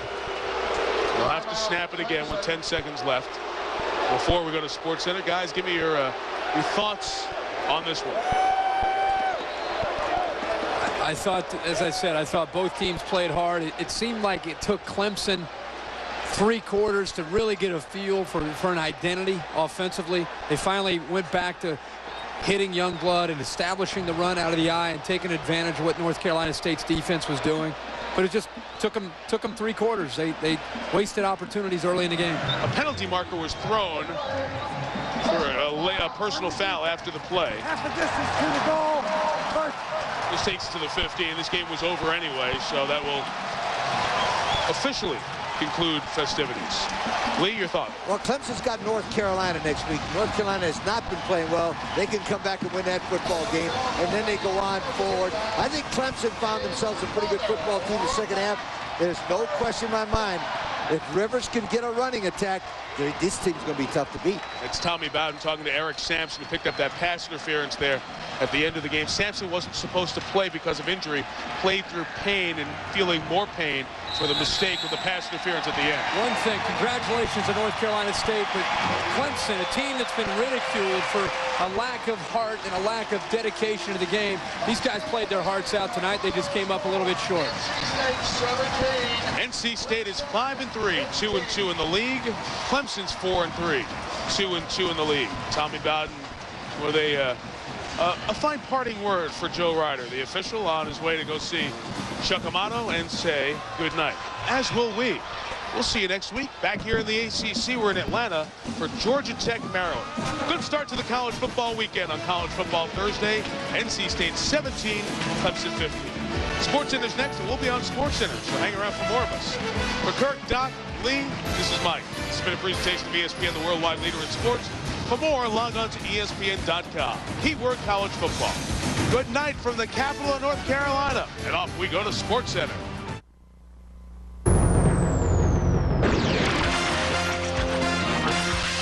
This is SportsCenter. In a city that never sleeps, would the nightmare continue for the Red Sox, or could a dream matchup wake the baseball gods? In the NBA spotlight, the game's rising star takes his pro show to L.A. Will the G-Men turn over a new leaf?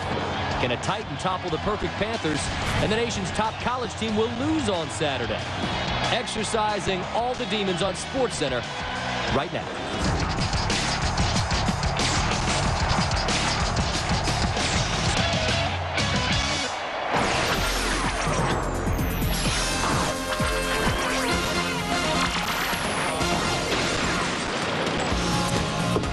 What's up? Glad you could be with us for SportsCenter with Reese Davis. I'm Scott Van Pelt. Game 7 from the Bronx as soon as it is finished. Scripts and history potentially about to be rewritten or perhaps added another chapter to. We'll get to that in a little bit. But first, let's go back down to Raleigh, North Carolina. The Wolfpack, they always make it exciting. A 2-point victory over Clemson tonight on ESPN, 17-15. Dr. Jerry Punch standing by with the NC State quarterback, Philip Rivers. Thank you very much. And they are indeed celebrating here at Carter-Finley Stadium. And, Philip, what a physical football game. I guess you came in knowing this was going to be a tough one tonight. What surprised you most about the way the Clemson defense played you early? Well, they really mixed it up. I don't know if they ran the back-to-back defense 2 plays in a row all night. They mixed it up, gave us a bunch of looks. And I tell you what, we didn't score a bunch of points, but we did what we had to do to win. Late in the game, we sputtered a little bit, and the defense came through. T.A. McClendon twice went out with a problem with his knee. It locked up. He couldn't walk off the field, but he ran back on. What incredible courage. Yeah, he's a tough guy, and you know, his knee was banged up. And I tell you, we kept asking, can you go, can you go? He said, I'm going. And I tell you, he had some hard fought runs that were big, keeping drives going, and it was just an overall great team win. Is this going to turn the season around? Will this win tonight help you guys finish strong? I mean, well, everybody was talking about you got to have the W here on Thursday night. I think so. You know, we've been in some games, we've lost, we've won, but we haven't been consistent. And for us to play on national TV and get a chance to beat a team like Clemson, maybe this can get us on a roll for these last few big conference games.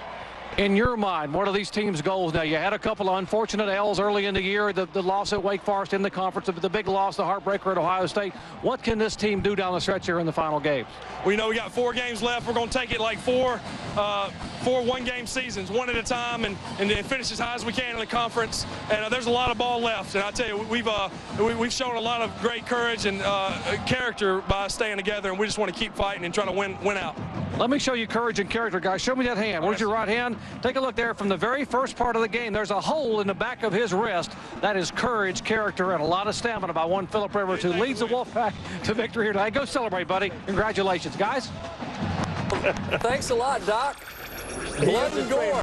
Blood and gore. Well, ACC action on Thursday night. Tommy Bowden, Chuck Amato, both with those Florida State bloodlines in the coaching fraternity. Amato, a longtime assistant to Tommy's dad, Bobby, at Florida State. Here's Phillip Rivers. A little boot out there, and Jamal Fudge is going to pack a sweet wallop. The star quarterback for the Wolfpack. Same drive, Rivers, T.A. McClendon. That's T.A., that's T.D. McClendon. McClendon and the Pack going up 7-0 on Clemson. Rivers needs one more touchdown pass to tie Chris Winkie, the ACC record of 79 in a career. Richard Washington, who knows where all the furniture is in Chuck Amato's doghouse, grabs a touchdown catch. 6 grabs, 76 yards, Pack up 14-6. Rivers giving it to McClendon. Which button is that? Is that the B button? B button. That's hit old for the spin school, sock. I think B button even modern day. Really? I think so. All right, 60 yards from McClendon, who played hurt. That's old school as well.